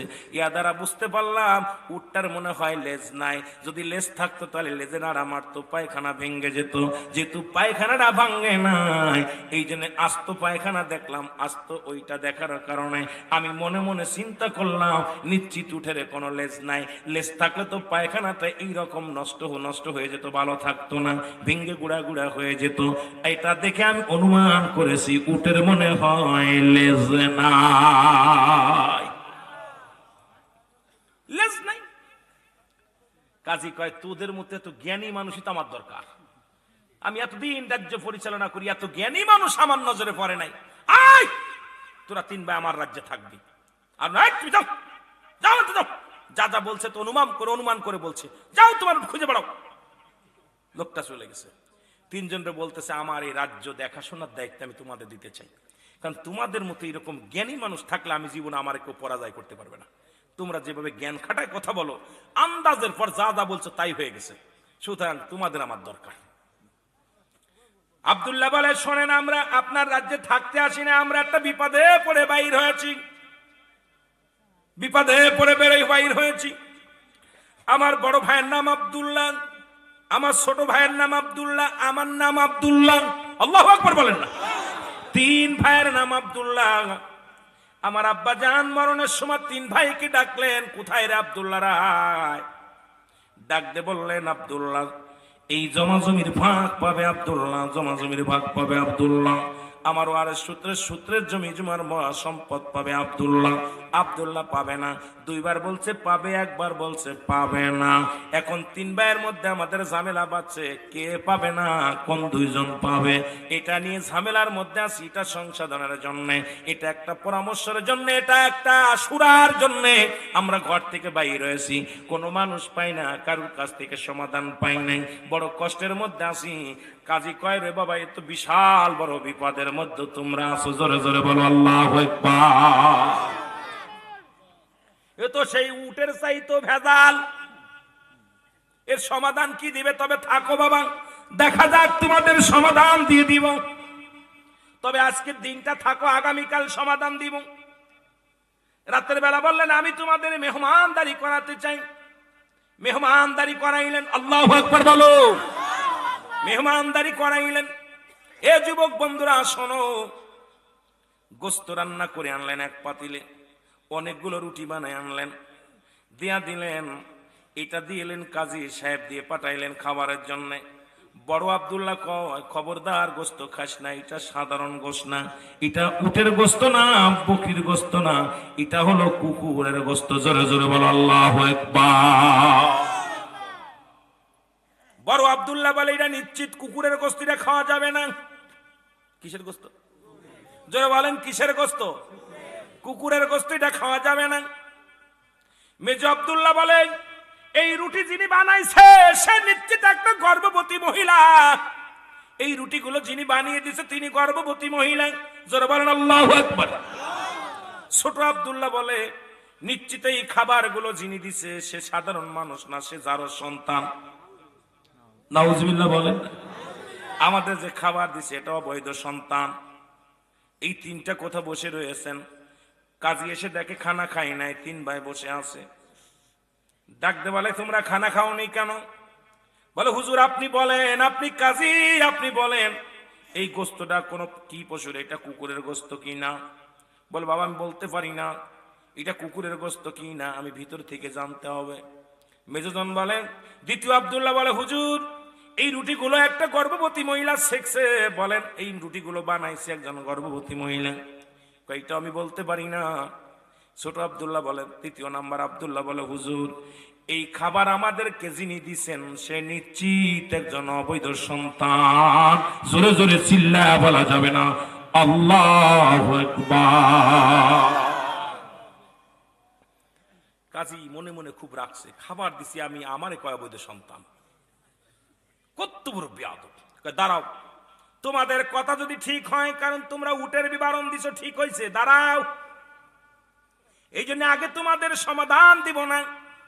তোমাদের এই 3টা কথা যদি সঠিক হয় তাহলে তোমরা যেটা বলবা মেনে নিব, আর যদি মিথ্যা হয় 3 ভাইয়ের গর্দান থাকবে না, 3টা ভাইয়ের গর্দান কাটা পড়ে যাবে।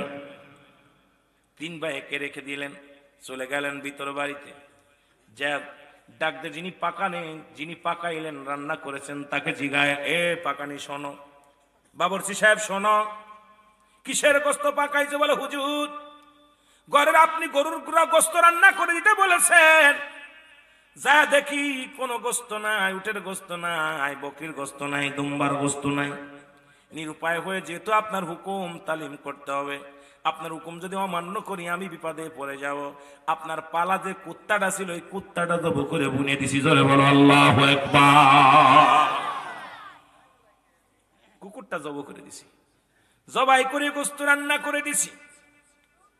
কোনো কথা না বলে কাজী সাহেব চলে গেলেন। কোথায়? দ্বিতীয় মহিলার কাছে চলে গেলেন। কয় রুটিগুলো কে বানাইছে বলো। দেখি 9 মাসে গর্ভবতী এক মহিলা। কেন রুটিগুলো সেকছে? ও মুসলমান শুনে নাও। বলে রুটিগুলো কে বানাইছে? বলে আমাদের দাসী অমক গর্ভবতী মহিলা এই রুটিগুলো বানাইছে। চলে গেলেন। এবার চলে গেছে মার কাছে। বলে মা, ও মা, তোমার কাছে অনেক কিছু জিগাই নাই জীবনে, আমি কোনোদিন জিগাই নাই। বলো মা, আমি কি তোমার বৈধ সন্তান নাকি অবৈধ সন্তান? বলো, সমাধান দিয়ে দাও মা, আমি তোমার বৈধ সন্তান নাকি অবৈধ সন্তান? মা বলে কাজী রে, তুমি এতদিন পরে কথা আমারে জিগাও, আমি তোমার মা, আর কি জিগাইবা? কয় মা, আজকে বড় মুশকিলের মধ্যে আছি, বড় বিপদের মধ্যে আছি মা, তুমি তাড়াতাড়ি বলো আমি তোমার বৈধ সন্তান নাকি অবৈধ সন্তান?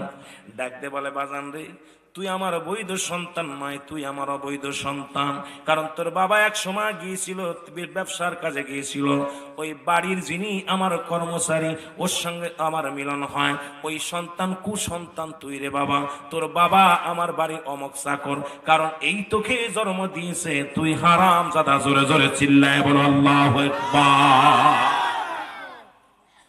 কাজী মনে কষ্ট নিয়ে অবৈধ সন্তান কাজী বিচারক চলে আসছে। ডাকতে বললেন প্রথম ডাকতে বললেন, আমি তোমাদের 3 ভাইকে ডাক দিন, আব্দুল্লাহ আব্দুল্লাহ আব্দুল্লাহ, জোরে জোরে বলো আল্লাহু আকবার। 3 আব্দুল্লাহ দাঁড়াইলেন। বলে বলো, এই যে গোস্ত, কুকুরের গোস্ত কে বলেছে? বড় আব্দুল্লাহ বলে আমি বলেছি, আমি বলেছি। তো বললেন তুমি বলেছো, তোমারটা ঠিক হয়েছে, ঠিকই বলছো, এটা কুকুরের গোস্ত। জোরে জোরে চিল্লায় বলো আল্লাহু আকবার। বলে দ্বিতীয় তুমি কে বলেছো? গর্ভবতী মহিলা রুটি সেকছে। 2 নাম্বার আব্দুল্লাহ বলে আমি বলেছি। বলে কিরাম টের পাইলা? বললে বুঝলাম এই মাটার বড় কষ্ট হয়েছে তার রুটি সেকতে, উপরের সামনের 5 রুটিগুলো ভালো সেকা হয়েছে, নিজের পাশে হয় নাই।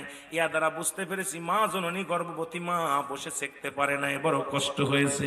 এই জন্য এক পাশ কাঁচা এক পাশ ভালো। আর যখন রুটিটা বানাইতে গেছে ওই মা জননীর সামনের পাশটা ভালো হয়েছে, এক পাশ খারাপ হয়েছে। এ দ্বারা বুঝতে পারলাম মা জননীর বড় কষ্ট হয়েছে। এই মা জননী গর্ভবতী মা ওই রুটি বানাইতে বড্ড কষ্ট হয়েছে, ইয়া দ্বারা আমি বুঝতে পেরেছি। 3 নাম্বার আব্দুল্লাহ বলে তুমি কে বলেছে আমি যার সন্তান? তৃতীয় আব্দুল্লাহ বলে হুজুর আমি বলেছি। জোরে বলো আল্লাহু আকবার। আপনি অবৈধ সন্তান। ডাকতে বললেন এবার তোমরা 3 জনই যেটা বলেছো 3টাই সঠিক। প্রথম আব্দুল্লাহ বলেছো কুকুরের গোস্ত, সঠিক বলেছো কুকুরের গোস্ত, প্রমাণ পেয়েছি আমি। দ্বিতীয় হলো গর্ভবতী মহিলা রুটি বানাইছি, এটাও সঠিক বলেছো। আর আমি যে অবৈধ সন্তান এটাও তুমি ঠিকই বলেছো। সুতরাং তোমাদের ভিতরে 2 আব্দুল্লাহ জমি পাবে, তোমা জমি পাবে। নাম্বার 1 হলো বড় আব্দুল্লাহ, তোমার বাবা মায়ের সম্পদ তুমি ভাগ পাবা। দ্বিতীয় আব্দুল্লাহ বললেন তুমি তোমার বাবা মায়ের সংসার সব সম্পদ পাবা। তৃতীয় আব্দুল্লাহ বললেন আব্দুল্লাহ তুমিও আমার মতো অবৈধ সন্তান, সুতরাং তুমি সম্পত্তির ভাগ পাবা না। আল্লাহু আকবার বলেন না। তুমি আমার মতো অবৈধ সন্তান, তুমি তোমার চিনেছো। আব্দুল্লাহ 3 জনের ভিতরে খুব মনটা মলিন, বাড়ি চলে গেলেন। বাড়ি যে মাকে জিজ্ঞেস, মা ও মা সত্যি করে বলো আমি তোমার বৈধ সন্তান নাকি অবৈধ সন্তান?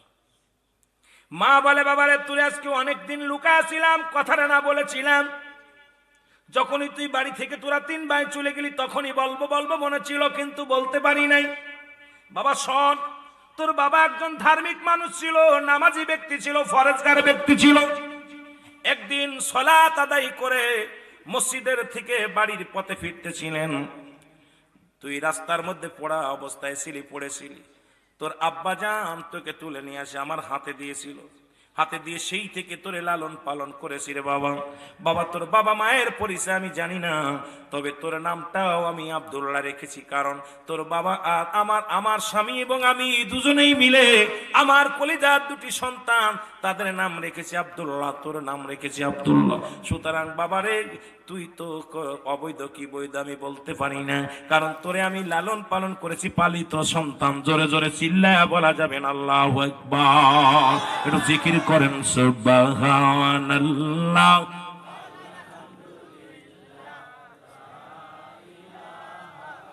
ইল্লাল্লাহ, আরো জোরে বলেন আল্লাহ আল্লাহ।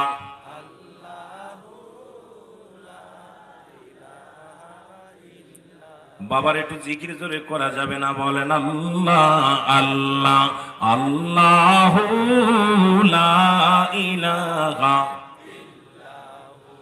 ওরে দেখলে সবই পাগল হবি তোরা, দেখলে সবই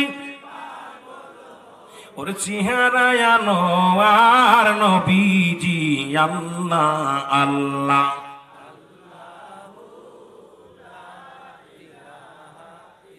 এ মুসলমান গভীর মনোযোগ, সমাধান হয়ে গেল গো।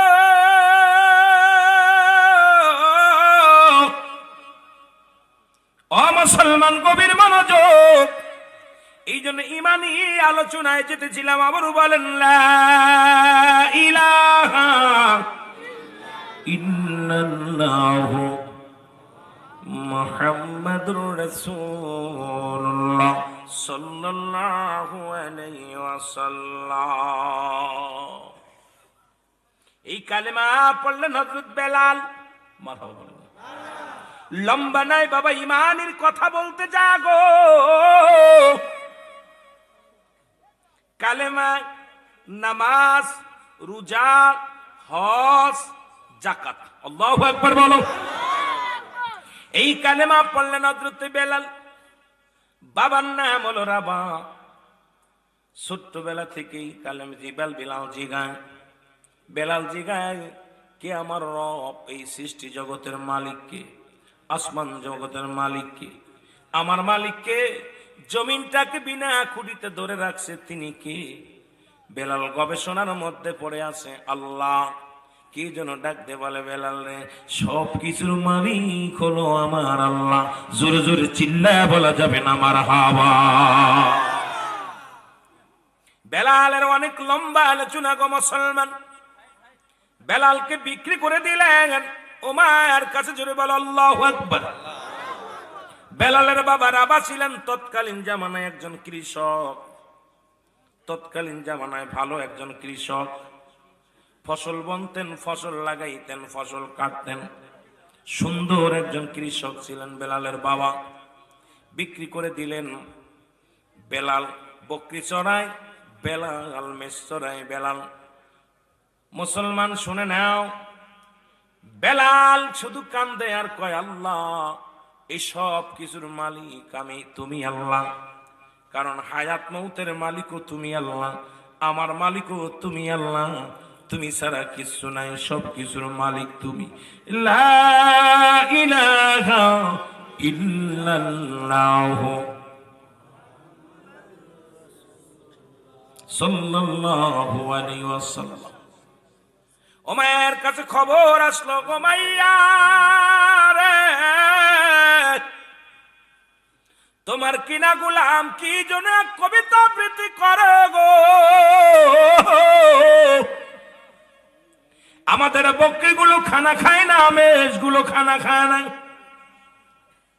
সবাই তাকায় থাকে, শুধু বেলালের মুখের দিকে তাকায় থাকে। অথচ বেলালের বকরিগুলো পাথর চিটি চিটি খায়। বেলালের বকরির চেহারাগুলো ভালো হয়ে গেছে, তাজা হয়ে গেছে। কারণ বেলালের পশুগুলো, বেলাল যেগুলো পালন করেন, একটা প্রাণী বেলালের খেয়ে বিরক্ত করে না। শুধু এই মাটি মরুভূমির প্রান্তরে পাথরের মধ্যে চাটা দেয়, আর সঙ্গে সঙ্গে পেটটা ভরে যায়। জোরে জোরে বলো মারহাবা। ওমায়া ডাকতে বলে বেলাল, ও বেলাল শোনো, তোমার মালিককে কয় আমার মালিক আল্লাহ। তোমার খাওয়াই কে? তোমার আমার আল্লাহ। তোমার বাসায় রাখছে কে? আমার আল্লাহ। সব কিছুর মালিক কে? আর একটু জোরে বলো, আল্লাহ। বলেন, আরে বেলাল না, তোমার মালিক আমি, তোমাকে করাই করেছি আমি, এই জমিনের মালিক আমি, তোমার মালিক আমি, খাওয়ানোর মালিক আমি, পড়ানোর মালিক আমি, সুতরাং দ্বিতীয় কোনো মালিক নাই। বেলাল বলে না, আমার আল্লাহ বলে আল্লাহু আল্লাহু আহাদ আল্লাহুস সামাদ লাম ইয়ালিদ ওয়া লাম ইউলাদ ওয়া লাম ইয়াকুল লাহু কুফুয়ান আহাদ। সুতরাং আল্লাহ এক, আল্লাহ এক, আল্লাহ এক, আল্লাহ এক। জোরে জোরে বলো আল্লাহু আকবার। আর একটু জোরে বলো আল্লাহু আকবার। ও মায়া বলে, বেলাল রে, ও বেলাল,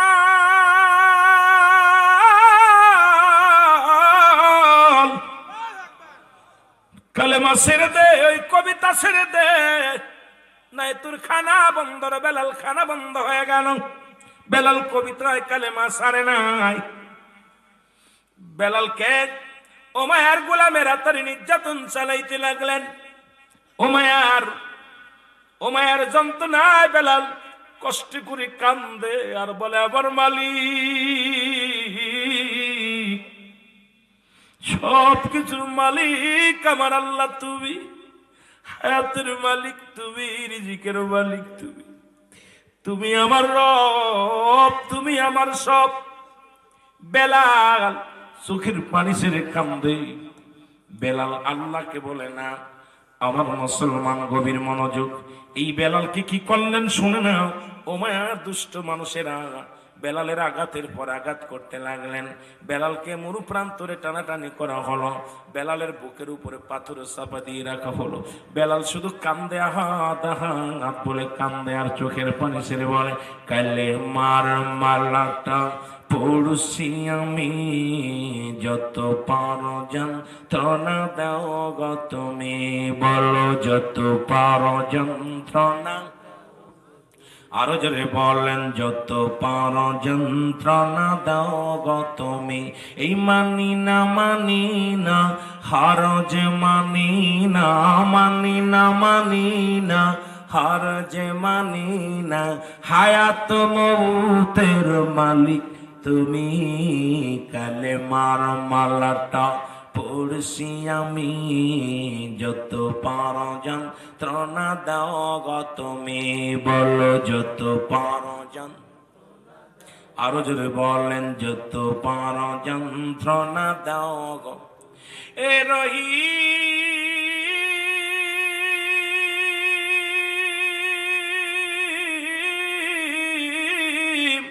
এ রহমান, আমার জীবনের মালিক তুমি, বলো আমার জীবনের মালিক। এই কালেমার মালাটা পড়ছি আমি, যত পারো যন্ত্রণা দাও গো তুমি, বলো যত পারো। আরো জোরে বলেন, কালেমার মালাটা পড়ছি আমি, যত পারো যন্ত্রণা দাও গো তুমি, বলো যত পারো যন্ত্রণা। এই মানি না মানি না, হার যে মানি না, মানি না মানি না, হার যে মানি না, হায়াত মউতের মালিক তুমি, কালেমার মালাটা যত পারো যন্ত্রণা দাও গো তুমি, বলো যত পারো। এ মুসলমান গভীর মনোযোগ, বেলাল চোখের পানি ছেড়ে কান্দে রে।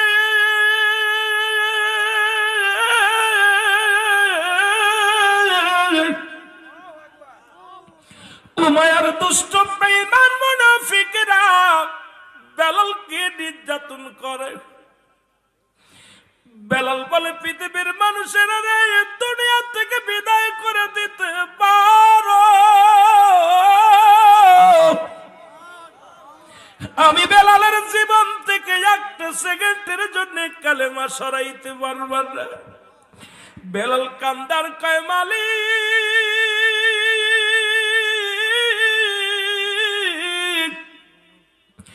মরণ যদি আসে হাসি মুখে যেন মরণ হয়ে যাই রে আমার আল্লাহ, তবু যেন ঈমান না হারাই ফেলি রে আমার আল্লাহ। চোখের পানিগুলো ফেলায় ফেলায় কান্দে হযরত বেলাল।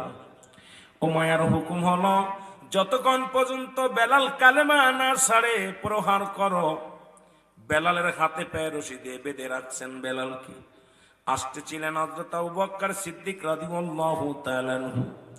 উনি কিছু দিনারের বিনিময় অমুসলমান হযরত আবু বকর রাদিয়াল্লাহু তাআলা আনহু করাই করলেন। লম্বা ইতিহাসে মুসলমান বেলালের বুকের উপর থেকে পাথরখানা যখন সরিয়ে দিল, বেলাল একটা চিৎকার মেরে বলে, আহাদ লা ইলাহা ইল্লাল্লাহ সাল্লাল্লাহু আলাইহি ওয়াসাল্লাম। বেলালের হাতে পায়ে রশিগুলো ছেড়ে দিয়া বুকের মধ্যে টান দিয়া কয়, বেলাল রে আয়, ও বেলাল, আমি নবীর প্রেমিক, বেলাল রে তোরে নিয়ে যাব। রাসূলের কদমের মধ্যে বেলালকে নিয়ে যাওয়া হলো। আমার নবীর কদমের মধ্যে পেশ করলেন, ইয়া রাসূলুল্লাহ, ইয়া হাবিবাল্লাহ, ও মায়ার কিনা গোলাম ছিল, আমি কিছু অর্থের বিনিময় তারে নিয়ে আসি আপনার কদমের মধ্যে। অপরাধ হলো বেলালের মধুর কালেমা পড়া নবী গো। ও মায়ার নবী, এই বেলাল দুনিয়া চাই না, দুনিয়ার মুখাফেক্ষি নয়, দুনিয়ার বাড়ি গাড়ি চাই না। বেলাল শুধু আপনাকে চেয়েছে, ইয়া রাসূলুল্লাহ, ইয়া হাবিবাল্লাহ, আমার রবকে চেয়েছে। তার অপরাধে বেলালের সমস্ত গায়ের মধ্যে আজকে রক্তাক্ত অবস্থায় পড়ে আছে বেলাল। বেলাল নবীর কদমের মধ্যে গেলেন। আল্লাহর নবী ডাক দিয়ে বলে, বেলাল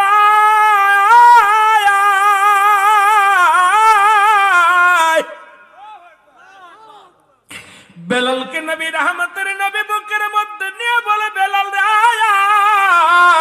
আজ থেকে আমি নবীর কদমের মধ্যে তোর জায়গা করে দিলাম। বেলাল পড়ে নে কালেমা লা ইলাহা ইল্লাল্লাহু মুহাম্মাদুর রাসূলুল্লাহ সাল্লাল্লাহু আলাইহি ওয়াসাল্লাম। কত কষ্ট কালেমার জন্য হয়েছে, আমাদের তো কোনো কষ্টই নাই বাবা। মুসলমানের গর্ভে জন্ম নিয়েছি, কালেমা পড়েছি। বেলাল নবীর কদমের মধ্যে জায়গা হয়ে গেল। উতবা, সাইবা, আবু জেহেল, আবু সুফিয়ান, আবু লাহাব নবীর কাছে আসলেন। আব্দুল্লাহর বেটা মুহাম্মদ কি কালেমার দাওয়াত দেয়। দলে দলে মানুষ কালেমা পড়ে মুসলমান হয়ে যায়। নবীর কদমের মধ্যে আসলেন, এসে দেখে বেলাল রাসূলুল্লাহর বাম পাশে বসে আছে। সুবহানাল্লাহ বলেন না। নবী আজকে যেমন আমাদের মেম্বার সাহেব, চেয়ারম্যান সাহেব একই কাতারে বসে আছে, এরকম বেলাল নবীর পাশে বসে আছে। আবু জেহেল, উতবা, সাইবা, আবু জেহেল, আবু সুফিয়ান, এ মুহাম্মদ সাল্লাল্লাহু আলাইহি ওয়াসাল্লাম, এ মুহাম্মদ, আমাদের তো মন চায় আপনার কদমের মধ্যে আসতে, আমাদেরও মন চায় আপনার কালেমা পড়ে মুসলমান হতে। কারণ তৎকালীন জামানার মানুষগুলো বড় বেঈমান ছিল। আল্লাহ বলে, মিনান নাস, মানুষের মধ্যে মায়াকুল, তারা বলবে আমান্না, ঈমান আনছে বিল্লাহি, আল্লাহর প্রতি, ওয়াবিল ইয়াউমিল আখির, আখিরাতের প্রতি বিশ্বাস স্থাপন করছে। আমাকুম বিমুমিনিন, জোরে জোরে চিল্লায়া বলা যাবে না মারহাবা। আল্লাহ ডাকতে বলে, হাবিব, আপনার কদমের মধ্যে একদল বেঈমানের দলের, তারা বলবে ইমানদার, মুত্তাকিন, জোরে বলেন ঠিক কি না আমার মুসলমান বাবারা। তারা বলবে, হাবিব, আপনার কদমের মধ্যে আছি আমরা, আপনার দলের লোক, আমরা মুমিন হয়েছি, মুত্তাকিন হয়েছি, মুমিন হয়ে গেছি। আল্লাহ বলে, হাবিব রে, ওরা মুমিনও নয়, মুত্তাকিনও নয়, আপনার লগে একটা আছে, তো আপনার সঙ্গে বেঈমানি করার জন্য আছে। ওই সমস্ত ধোঁকাবাজ বেঈমানদের জন্য আমি রেখে দিলাম। তো উইদ্দাতুল কাফিরিন, ওই কাফের বেঈমান মুনাফিকদের জন্য আমি আল্লাহ প্রস্তুতি করে রাখলাম সাতটা জাহান্নাম। আল্লাহু আকবার বলো, আর একটু জোরে বলো আল্লাহু আকবার। কয়টা জাহান্নাম? যাবেন কিটা কিটা? যাবেন? একটা মানুষও যাবে না। এ মুসলমান, বারুইয়া এলাকার মানুষগুলো অত্যন্ত চালাক। কয় হুজুর জাহান্নামে যাইবো যদি, তবে জান্নাতের বাগানে বসলাম কেন? ঠিক কিনা? আল্লাহ তুমি যেহেতু জান্নাতের বাগানে বসাইছো, আল্লাহ তুমি দয়া করে মায়া করে ওই জান্নাতের মালিক বানায়া দিও। আল্লাহ যেদিন দুনিয়া থেকে বিদায় হয়ে যাব, যেদিন দুনিয়ার মায়া ছেড়ে চলে যাব, যেদিন পিতা পুত্র সব পর হয়ে যাবে, যেদিন আপনজন পর হয়ে যাবে রে আল্লাহ, যেদিন আমার বিদায়ের ঘন্টা বেজে যাবে, সেদিন আল্লাহ এই জান্নাতের বাগানটা আমাদের উপহার দিয়ে দিও। আল্লাহ বলেন বিসমিল্লাহির রহমানির রহিম, উইদ্দাতুল মুমিনিন। আল্লাহ বলে মুমিন মুত্তাকিন যারা হবে তাদের জন্য প্রস্তুতি করা আছে 8টা জান্নাত। জোরে জোরে বলো মারহাবা।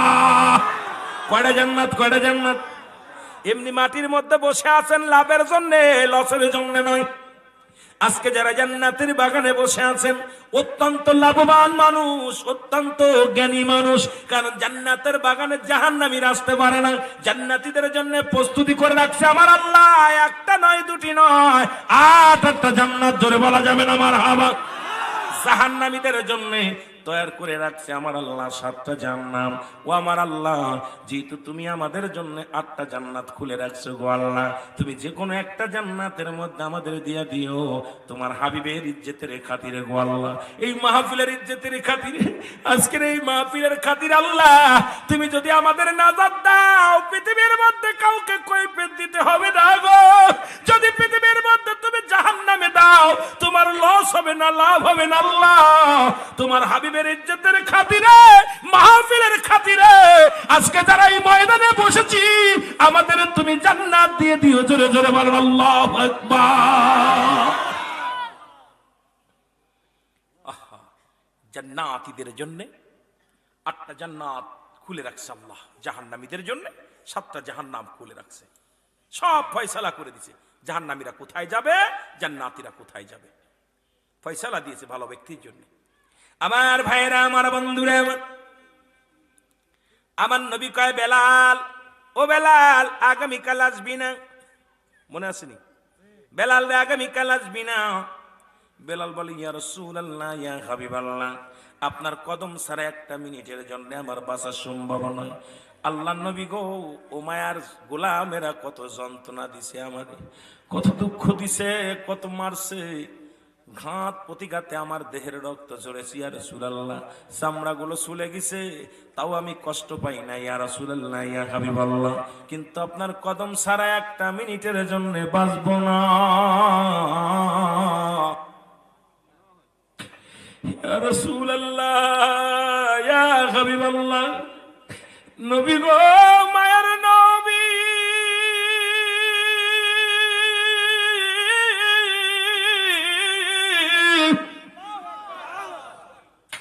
পৃথিবীর সব কিছু ছাড়তে পারি, আপনার নূরের কদম খানা আমি বেলাল ছাড়তে পারবো না।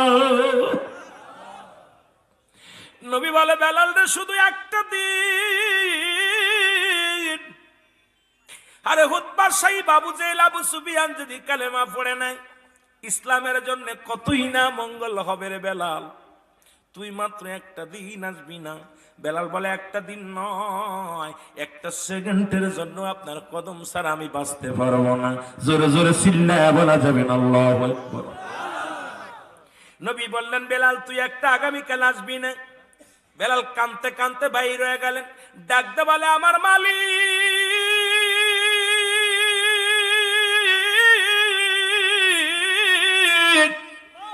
ইমান যদি কোনো মানুষের হাতে থাকতো, আমি হাফসে গোলাম বেলাল রে কেউ ঈমান দিত না, এই তোমার হাতে ঈমান থাকার কারণে আমি বেলাল ঈমান পেয়েছি রে আমার আল্লাহ। হায়াত যদি কোনো মানুষের কাছে থাকতো, আমি বেলাল রে তুমি হায়াত দিতে না রে আল্লাহ। তোমার হাতে হায়াত বিলে আমি বেলাল রে তুমি হায়াত দিছো গো আল্লাহ। আল্লাহ আমি নবীর কদম ছাড়া বাঁচতে পারবো না আল্লাহ। কানতে কানতে বেলাল রওনা হয়ে গেছে বাড়ির দিকে। আমার আল্লাহ ডাকতে বলে জিবরিলটা তোরে যা, আমার নবীরে যে বল আমার হুতবা লাগবো না, সাইবা লাগবো না, আবু সুফিয়ান লাগবো না, আমার আবু লাহাব রে লাগবো না, আমার বেলালের চোখের পানি আমি আল্লাহ সইতে পারবো না রে। আমি আল্লাহর কাছে আমার বেলালের চোখের পানি অনেক দামি।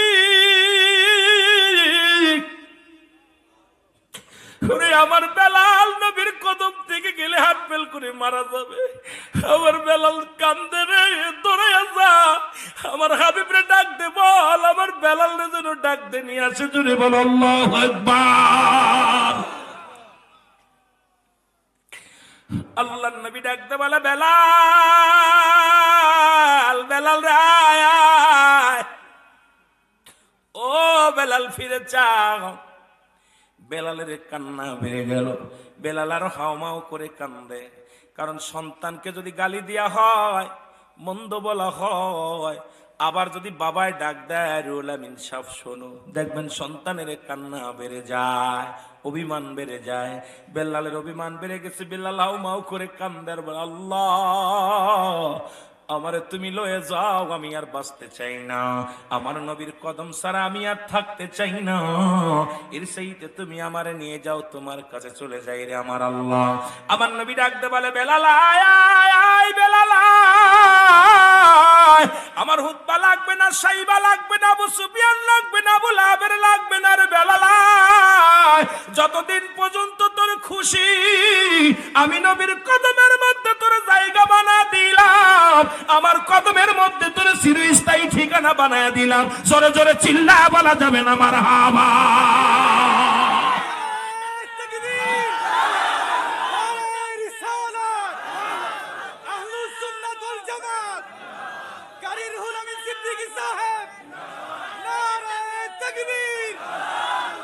আমার ভাইরা, রাসূলুল্লাহর কদমের মধ্যে চোখের পানির কত দাম ছিল, আল্লাহর কাছে চোখের পানির কত দাম, সুবহানাল্লাহ বলেন না? চোখের পানির বড় দাম। আমার ভাইরা, আমার বন্ধুরা, বেলাল নবীর কদমের মধ্যে জায়গা করে নিলেন, মারহাবা বলেন না? ওদিন এই রাত্রে বেলাল একটা স্বপ্ন দেখলেন, সুবহানাল্লাহ বলেন না? সকাল বেলা নবীকে ডাকতে বলে ইয়া রাসূলুল্লাহ, ইয়া হাবিবাল্লাহ, আমি একটা স্বপ্নে দেখেছি। নবী কয় চেপে যাও। কি স্বপ্নে দেখেছ? আল্লাহু আকবার, আল্লাহু আকবার। চেপে যাও, কথা বলিস না। এই স্বপ্নগুলো তো আমি অনেক আগে থেকে আমার আল্লাহ পাক তো জিবরিল আমিনদের শিখাইয়া দিছে। এই বাণীগুলো তোরে কে শিখাইলো? বলি ইয়া রাসূলুল্লাহ, আমি যখন কানতে কানতে আপনার ভালোবাসায় পড়ে যখন আমি রাত্রে যখন ঘুমাইতেছিলাম, কে যেন আমাকে ডাক দে বলে বেলাল এই বাণীগুলো তুমি মুখস্থ করো। আশহাদু আল্লা ইলাহা ইল্লাল্লাহ,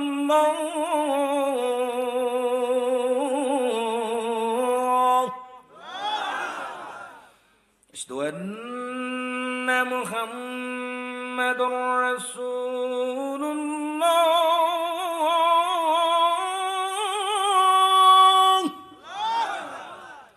حي على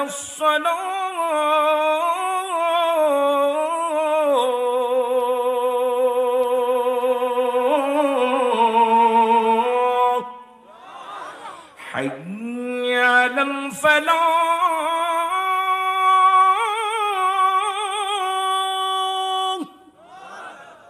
الله أكبر، الله أكبر،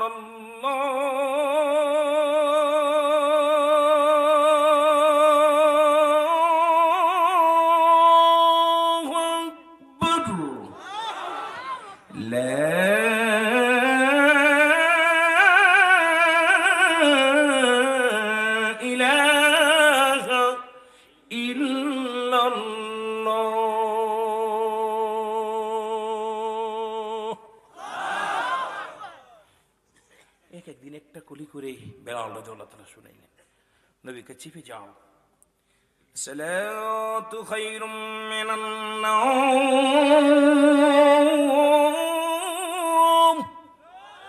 ঘুম থেকে নামাজ উত্তম। আল্লাহু আকবার বলেন। বেলাল, আল্লাহর নবী ডাকতে বলে, বেলাল তুমি প্রতিদিন এক একটা কলি করে শুনছো, পুরোটা কি পরিপূর্ণ হয়েছে? বেলাল কয়, জি হুজুর, পরিপূর্ণ হয়েছে। নবী ডাকতে বলে, বেলাল আয় রে আয়, আমার কাছে আয়। প্রতি রাত্রে যে কামরার পাশে শুইয়া বেলাল যে বাণীগুলো শুনেছি রে বেলাল, এই বাণীগুলো গোটা মক্কা মদিনার মানুষের জানায়া দিতে হবে। আমি নবী তোরে ডাকছি রে বেলাল, আয় আয়। বেলাল আসলেন। নবী কয়, বেলাল রে, আগামী দিন সাহাবীদের সামনে তোমার স্বপ্নের বিবরণ, যে বাণীগুলো তুমি শিখছো সবাই রে তুমি শুনায়া দিবা। জোরে বলেন মারহাবা। সাহাবীদের ডাকলেন নবীজি, সাহাবীরা তোমরা কে কোথায় আছো? আমার বেলাল যেন কি বলতে চাই। সাহাবীরা বলে, হুজুর কি বলবো? হাফসি গোলাম, গোলামের বাচ্চা গোলাম কি বলতে চায়, এবারটা কি বলবো? সাহাবীদের ভিতরে একটা অহংকার, লেখাপড়া অনেক জ্ঞানী আছে না, অনেক মাস্টার আজকের মাহফিলও অনেক জ্ঞানী আছে, যারা চিন্তা করে দূর রুহুল আমিন কিতা বলতেছে, কথা বুঝেননি? আছে না বাবা? বেলাল কি বলবো? ও বেটা কি বলবো? হাফসি গোলাম আছে নবীর কদমে, নবীর মাথা দেখাইছে, নবী আর বেলাল ছাড়া কিচ্ছু বোঝে না, খালি বেলাল বেলাল বেলাল বেলাল। একটু মনের ভিতরে একটু অহংকার আসছে। আমার নবী ডাক দিয়ে, সাহাবীরা এরকম বসে আছে, নবীজি বলছে, বেলাল বলো কি বলতে চাও তুমি? বেলাল বলে, হুজুর বলবো। বলো বলো। বেলাল বলে, হুজুর কব বলবো? কয়, আমার সাহাবীরা শুনতে চাই, তুমি বলো। বেলাল শুরু করছে, আল্লাহু আকবার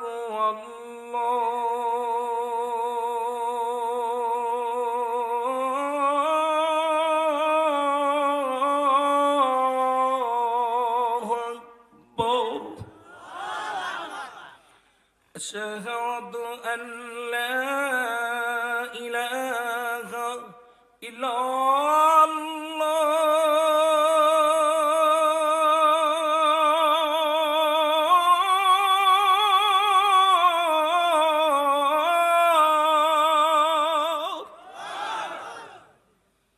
আশহাদু আন্না মুহাম্মাদুর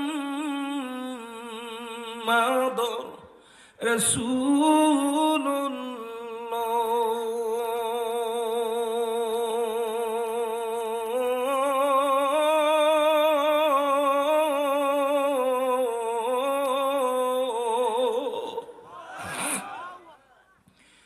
হাইয়া আলাস সালাহ,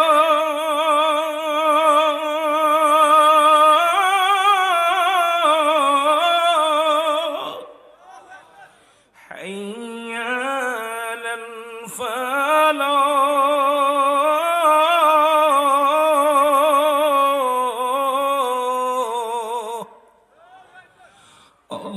আল্লাহু আকবার আল্লাহু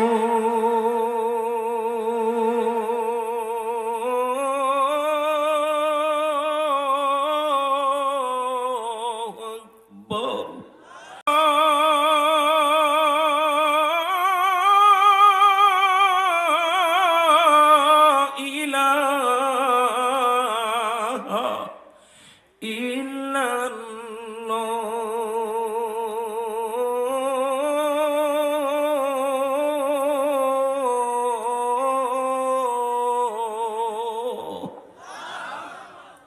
যারা মক্কা মদিনায় গেছেন, বেলালের মসজিদের আজান এখনো ঠিক একই রকম আজান হয়। বেলালের মসজিদের আজান শুনলে মদিনার ইহুদিরা পর্যন্ত দাঁড়িয়ে যায়।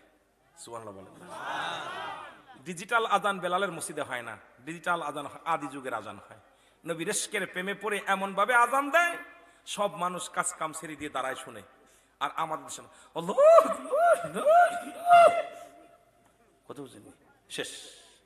ডিজিটাল ছোট ডিজিটাল করতে করতে খালি আল্লাহু আকবার শোনা যায়, পরে দেখি তা কি কইতে রে বা এটাই বুঝতাম না। জোরে কোন ঠিক কিনা? আল্লাহু আকবার,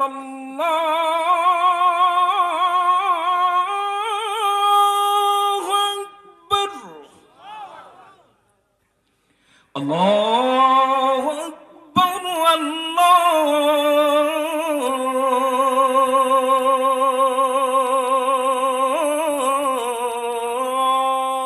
আকবার। এক এক মসজিদে এক এক রকম, এক এক জায়গায় এক এক রকম আজান হচ্ছে। শুধু আজান শব্দের অর্থ আহ্বান করা, ডাকা। জুড়ে বলেন মারহাবা। সাহাবীরা আশ্চর্য হয়ে গেলেন, হুজুর এই বাণীগুলো কে শোনাইল? আমার নবী ডাকতে বলে, বেলাল, বেলাল রে, এই বাণীগুলো তোরে কে শেখাইল একটু বইলা দে রে বেলাল। বেলাল বলে, নবী গো, ওই সত্যার কসম করে বলি নবী গো, আমি যখন আপনার কাছ থেকে খেদমত থেকে ফিরে যখন কামরার মধ্যে বসি গো মায়ার নবী, যখন আমি বইয়া বইয়া আমি যখন ঘরের মধ্যে যাইয়া নবী গো, যখন আমি বিছনায় পিঠ লাগাই, কে যেন ডাকতে বলে, বেলাল বল রে বেলাল বল, এই বাণীগুলো শোন, মুখস্থ কর। জোরে জোরে বলেন মারহাবা। ইয়া রাসূলুল্লাহ, ইয়া হাবিবাল্লাহ, এই বাণীগুলো যে আমার কে শিখাইছে আমি বলতে পারবো না, তবে আমাকে কি যেন স্বপ্নের মধ্যে ডাকতে বলে, বেলাল বলো, আমি শুধু বলছি। সুবহানাল্লাহ বলেন না। আমার নবী ডাকতে বলে, সাহাবীরা নেই, ও সাহাবীরা শোনো, আমি আমার মসজিদের প্রথম মুয়াজ্জিন হিসেবে, যে মসজিদের ইমাম হব আমি নবী নামাজ আদায় করব ইমাম হইয়া, তোমরা ফিজে সালাত আদায় করবা কাতার বন্দী হইয়া। এই মসজিদের মুয়াজ্জিন হিসেবে আমি নবী আজ থেকে নিয়োগ দিয়ে দিলাম, চাকরি দিয়ে দিলাম আমার বেলালকে। জোরে জোরে বলো মারহাবা। আজ থেকে এই মসজিদের মুয়াজ্জিন কে? জোরে বলেন না কে? ছেড়ে দিব? আয় হায়, 12:30 বেজে গেছে বাবারে, আমার ছেড়ে দিতে হবে। 12টার ভিতরে ছাড়া নিচ্ছিল, আধা ঘন্টাতে বেশি হয়ে গেছে। আমিন বলেন না? আমিন বলেন। আর একটু জোরে বলেন আমিন। আমি ভাই প্রচন্ড অসুস্থ, কথা বলতেছি কষ্ট হচ্ছে, তবেও বলতেছিলাম আপনাদেরকে, বেলাল নিয়োগ পেলেন কার কাছে? রাসূলুল্লাহর মসজিদে প্রথম মুয়াজ্জিন। সুবহানাল্লাহ বলেন না? আরো জোরে বলেন। ও তোমরা শোনো গো মন দিয়া, তোমরা শোনো গো মন দিয়া, মদিনাতে কাঁদেন নবী উম্মতির লাগিয়া, বলো মদিনাতে কাঁদেন নবী। আইরে দুরুদ সালাম পাঠাও তোমরা পাগল হইয়া, হায় হায় দুরুদ সালাম পাঠাও তোমরা ইয়া, তোমরা শোনো গো মন দিয়া, তোমরা শোনো। এর মদিনাতে কাঁদেন নবী উম্মতের লাগিয়া, বলো মদিনাতে কাঁদেন নবী। কত সাহাবীরা জান্নাত পেল নবীর পাগল হইয়া, কত সাহাবীরা জান্নাত পেল নবীর পাগল হইয়া। তোমরা শোনো গো মন দিয়া, তোমরা শোনো গো মন দিয়া, মদিনাতে কাঁদেন নবী উম্মতের লাগিয়া, বলো মদিনাতে কাঁদেন নবী। আরে দুরুদ সালাম পাঠাও তোমরা পাগল হইয়া, হায় হায় দুরুদ সালাম পাঠাও তোমরা পাগল হইয়া। তোমরা শোনো গো মন দিয়া, বলো শোনো গো মন দিয়া, মদিনাতে কাঁদেন নবী উম্মতির লাগিয়া, বলো মদিনাতে কাঁদেন নবী। আরে হাবশি বেলাল নবী পেল কান্দিয়া কান্দিয়া, হায় হায় হাবশি বেলাল নবী পেল কান্দিয়া কান্দিয়া। তোমরা শোনো গো মন দিয়া, তোমরা শোনো গো মন দিয়া, মদিনাতে কাঁদেন নবী উম্মতের লাগিয়া। জোরে বলা লাগবে, বলেন মদিনাতে কাঁদেন নবী। আর ওই মদিনায় কেমনে যাইব বইলা দাগো খুদায় আমায়, ওই মদিনায় কেমনে যাইব বইলা দাগো মৌলা। মদিনাতে কাঁদেন নবী উম্মতির লাগিয়া, বলো মদিনাতে। ওয়া মা আরসাল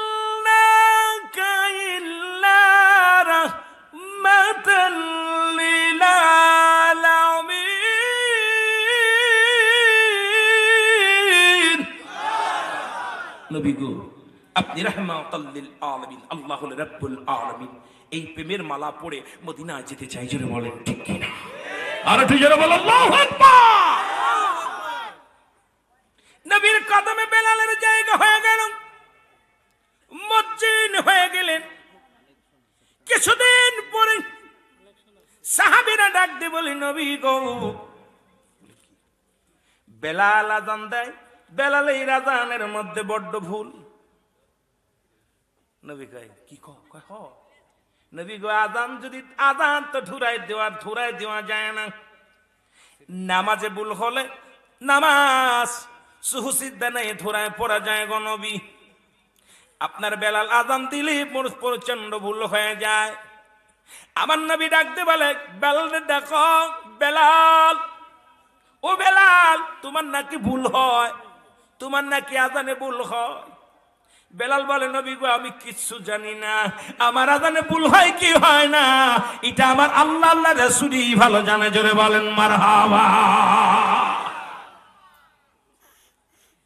বেলাল বলে, নবীজি আমি তো জানি না, আল্লাহ রাসূল ভালো জানে কি ভুল হয়। আমার নবীজি বলতে, সাহাবীরা বলো দি কি ভুল হয়। সাহাবীরা বলতেছে, হুজুর বেলাল তো প্রচন্ড ভুল করে, সিনের জায়গা সোয়াত, সোয়াতের জায়গা সিন, আশহাদু, এই যে বিশাল ভুল নবী গো। আমার নবী বলে, বেলাল তোমার ভুল হয়? নবীজি আর বেলাল বলে, হুজুর আমি কিচ্ছু জানি না। আমার নবী বললেন, ঠিক আছে আমার বেলালের যদি ভুল হয় আগামী কাল থেকে তোমরা আযান দিবা, জোরে বলেন সুবহানাল্লাহ, আরো জোরে। বেলাল আর আযান দি, বেলাল তোমার আর আযান দেওয়ার দরকার নাই। নবী বয়া দিয়েছে বেলাল রে। পরের দিন সবে সাদেক হয় না, ফজর নবী ঘুমায় আসে, আযান হয়, বেলাল সব সাহাবীরা আল্লাহু আকবার, কেউ আশহাদু আল্লা ইলাহা ইল্লাল্লাহ, আশহাদু আল্লা, এক একজন 4-5 আযান দিছে। জিবরিল আমিন আয়া কয়, নবী গো আপনি উঠবেন না? উঠবো। কয় হুজুর আজকে আযান হইতো না। নবী ডাক দে বলে, সাহাবীরা আযান দিব না? সাহাবীরা কয় হুজুর আমি দিছি। ওকে আমি দিছি, ওকে আমি দিছি। নবী কি কও? জিবরিল আমিন কয়, হুজুর আযান তো আজকে আরশ মহল্লা ওঠে নাই। নবী কয়, সাহাবীরা আমার আযান দিছে বলে, একজন আযান, একটা ফজরের আযান কয়জন দিছে? কয় হুজুর আমি দিছি, ওকে আমি দিছি, ওকে আমি দিছি। আয়া দেখি কেউ পাই নাই, বেলা তো ঠিক আছে আযান দিছি, সুবহানাল্লাহ বলেন না। জিবরিল আমিন ডাক দে বলে, নবী গো আজকে আযান আরশ মহল্লা ওঠে নাই, তাড়াতাড়ি দেন গো আযান, নবী আর দেরি করেন না। আমার নবী কান সাহাবীরা রে, একটা আযান কত মানুষে দিয়েছে, এত বড় দিছ না রে না, আযান যে তো আরশ মহল্লা ওঠে নাই। বেলাল রে আয় জলদি দে রে আযান, জলদি দে। বেলালের হাত ধরে নবীজি বললেন, বেলাল আজ থেকে দ্বিতীয় কেউ নয়, আজ থেকে আমার মসজিদের একমাত্র আযান দিবে আমার বেলাল। জোরে জোরে চিল্লায় বলো মারহাবা। একদম স্বীকৃত ইমাম হয়ে গেল, পারমিট। এতদিন ছিল মাস্টার রুলে চাকরি করছে, এইবার একদম পুরো সাকসেস, সুবহানাল্লাহ বলেন। আর একটু জোরে বলেন, এই যে একটু আগে পড়াইলেন আমার দেবার, এটা করাইবেন কেন? আমার বাজারেরা, বেলাল নবীজি ইন্তেকাল করলেন, বেশি দূরে যাব না। নবীজি কিছুদিন পরে ইন্তেকাল করলেন। বেলাল রাদিয়াল্লাহু তাআলা পানি সিটেনের দায়িত্বে ছিলেন। কি সিটেনের দায়িত্ব?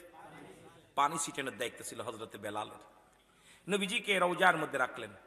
আমার নবীজির এইভাবে, আমাদের দেশে মৌলবীরা তো নবীর মিলাদ নাজায়েজ বেদাত বলে, বড় আশ্চর্য হয়ে যায়। মৌলবী সাহেব আমার নবী জানাজা কিরা পড়ছিল, তোমরা যে 500-600 মানুষ এক জায়গায় নিয়ে মোনাজাত জানাজার নামাজ পড়ো, আর ফতোয়া দাও মিলাদ জায়েজ নাই, এটা জায়েজ নাই, ওটা জায়েজ নাই। কই থেকে ফতোয়া পাইলা বাবা? নবীজির জানাজা কিরা পড়ছিল। তুমি যে গ্রাম ভরে মাইকিং করে, হ্যালো অমুক সাহেব ইন্তেকাল করেছে, আসেন তাড়াতাড়ি জানাজা, সেরকম কথা বুঝছি নিবা, কয় কথা কইলেন, অমুক মোল্লা সাহেব অমুক রাত্রে ইন্তেকাল করিয়েছে, ইন্না লিল্লাহি ওয়া ইন্না ইলাইহি রাজিউন, মরহুমের জানাজা আজ বেলা 4টার সময় সংগঠিত। কি হবে? কি হবে? কি হইব? জানাজা অনুষ্ঠিত হইব, সংগঠিত না, অনুষ্ঠিত হইবে। আপনারা সবাই নিজ নিজ দায়িত্বে আয়ে পড়বেন। আয়া দেখে সব হারামখোর, হালালজাদা, হারামজাদা সবগুলো লাইনে দাঁড়ায় দাঁড়ায় জানাজা পড়ে, জোরে কোন ঠিক কিনা? এই জানাজার নামাজের দোয়া জানে না, নিয়ত জানে না, নিজেও ফাঁকি দিল, অন্যরও ফাঁকে ফেলালো। কারণ নামাজের ভিতরে ইমাম সাহেব বলা ইবতিদাতুল বেজালি, ইমাম যা করে করুক। যখন জানাজায় যাবেন, ইমাম সাহেব যে যে যে দোয়া দুরূদ পড়বো, আপনারও সেই দোয়া দুরূদ পড়বো। ইমাম সাহেব যে নিয়ত, আপনারও সেই নিয়ত। ইমাম সাহেবের যে দুরূদ, আপনারও সেই দুরূদ। ইমাম সাহেবের যে সানা, আপনারও সেই সানা। ইমাম সাহেবের যে দোয়া, আপনারও সেই দোয়া। বুবার দলেরা বয়া বয়া আছে, আরে চোরের বাচ্চা চোর, নিজে ফাঁকি দিলি, নিজে ফাঁকি দিস না, কারণ নিজে ফাঁকে পড়ছিস। এই জন্য জানাজা আর নামাজের নিয়ম কারণ শিখতে হবে, জোরে বলেন ঠিক কিনা। লোক দেখাইছে লক্ষ লক্ষ মানুষ, কিন্তু কাতারে দেখা যায় 15 জন নিয়ত পারে না, দোয়া পারে না, জোরে কোন ঠিক কিনা। আবার একটু দোয়া করবো, কয় হবে না রে, কপাল পুরা। কথা বলেন কপাল পুরা, জোরে বলেন ঠিক কিনা। দলিল কত হাজার আছে শুনবেন। আল্লাহ এ যদি বলি সুর বলা শুরু করি শেষ হবে না। এ সমস্ত মৌলবীদের কষ্ট দিতে চাই না যে একটু দোয়া করবো, তাও দোয়া হয়ে গেছে, দোয়া তো পারাই না কতি, যেটা বলেন ঠিক কিনা। ফাঁকি নিজে দিল, ফাঁকি করে দিল না ফাঁকে পড়লো, ফাঁকে পড়লো। আমার বাবারা, নবীজির রওজা মুবারকে শোয়া বেলাল বলে আমি আর এখানে নাই, কারণ আমার আজান কে শুনবে, আমি নবীজির বিরহ বেদনা সহ্য করতে পারবো না। নবীজিকে শোয়ানোর পর বেলাল চলে গেল। 6 মাস পরে নবীজি ডাকতেছে, বেলাল তুই না আমাকে না দেখে থাকতে পারতি না, তুই তো আমাকে ভালোবাসতি, আমিও তোকে ভালোবাসতাম। 6টা মাস পার হয়ে গেল, তুই যে বেলাল আমাকে দেখতে আসলি না। বেলাল পরের দিন ফজরের নামাজ পড়ে বলে, ও আমার মুসল্লিরা, আমি আর থাকতে পারবো না, আমার নবী ডাকছে। বেলাল চলে আসলো, নবীজির রওজা মুবারকে এসে জিয়ারত করে কাঁদতে লাগলেন। নবীজিকে দেখে, আমার বেলালকে দেখে হযরত হুসাইন রাদিয়াল্লাহু তাআলা দৌড়ে আসে, বেলাল আইছে, তাড়াতাড়ি আইও। বেলাল আইছে, কারণ আমার হযরতে বেলাল আজান দিলে নবী দূরে থাকতো না, নবীজি যে জামাতে হাজির হতো। আর আমরা আজান দিলে টিভি মসজিদ দিয়া আর জুইরা দিই, আজান দিলে দরজা বন্ধ করে দিই, আজান দিলে মাঠে চলে যায় কাজে, আজান দেয় মুয়াজ্জিনে যে আয়ো তাড়াতাড়ি আয়, আর আমরা কই মুয়াজ্জিন সাহেব কাজ পায় না, খালি আজান দিচ্ছে। কথা কয়। আজান দিলে সাহাবিয়া দৌড়াই মসজিদে যেত, নবীজি নিজে যাইতো। হুসাইন বলে, বেলাল আমার মন বলে তুমি যেহেতু আসছো নবীজি আইব, তুমি আজান দাও। বেলাল কয়, না আমি পারবো না, আমি আজান কারে শোনাইবো, আমি আজান দিলে সহ্য করতে পারবো না। আহা, নবীজি বলেন, নবীজির পাগল আশিক বেলাল বলতেছে, তোমরা আমার আজান দিয়েও না, আমি আমার নবীর বিরহ বেদনা সহ্য করতে পারবো না। হুসাইন ডাকতে বলে, বেলাল রে, দিলে আজান দে। আমার মন বলে, বেলাল রে, তুমি যেহেতু ফিরে আসছো, নবী আইবো ফিরে রে, তুমি আজান দিলে আমার নবী থাকবো না দূরে রে, আমার নবী আইয়া জামাতে দাঁড়ায় যাব। আমি কতদিন আমার নানু ভাইরে দেখি না, কতদিন আমার নবীরে দেখি না। বেলাল আজান দে, আমার নানা আজান শুনে দূরে থাকতো না, জামাতে চলে আসতো, তুমি আজান দিলে আমার নানা মসজিদে আইব। কি পাগল, নবীর জন্য কি পাগল। বেলালকে অনুরোধ করে বেলাল যখন আজান দিছে, আশহাদু আন্না মুহাম্মাদুর রাসূলুল্লাহ বলছে, বেলাল সহ্য করতে পারে নাই, জমিনের মধ্যে টপ করে মাথা ঘুরে পড়ে গেছে। আল্লাহু আকবার বলেন। একদিন দুদিন নয়, কয়েকদিন অসুস্থ থেকে রে মুসলমান, দুনিয়া থেকে সর্বশেষ বিদায় হয়ে গেলেন নবীর প্রেমে। মুসলমান শুনে নাও, এই পৃথিবীর মায়া ছেড়ে চলে গেলেন হযরত বেলাল। আমরাও যেন নবীর প্রেমে ইশকে দেওয়ানা হইয়া আমল করতে করতে যেন কবরে যেতে পারি, সেই তৌফিক যেন আল্লাহ দান করে। জোরে জোরে বলেন আমিন। আর একটু জোরে বলো আমিন। আল্লাহ সবাইরে কবুল করুক, জোরে বলেন আমিন। আর একটু জোরে বলেন আমিন। আমার দাদু ভাইরা, আর আগাবো না আলোচনা, ওরে মা গো 40 বাইজা গেছে, আপনাদের আর দেরি করবো না। আমার বাবারা একটু কালেকশনের কথা বলছে, আমার ভাইয়েরা আপনাদের কাছে অনুরোধ করি, কে কি দিচ্ছেন জানি না, কি কি লাগবে তাও জানি না, কি কি লাগবে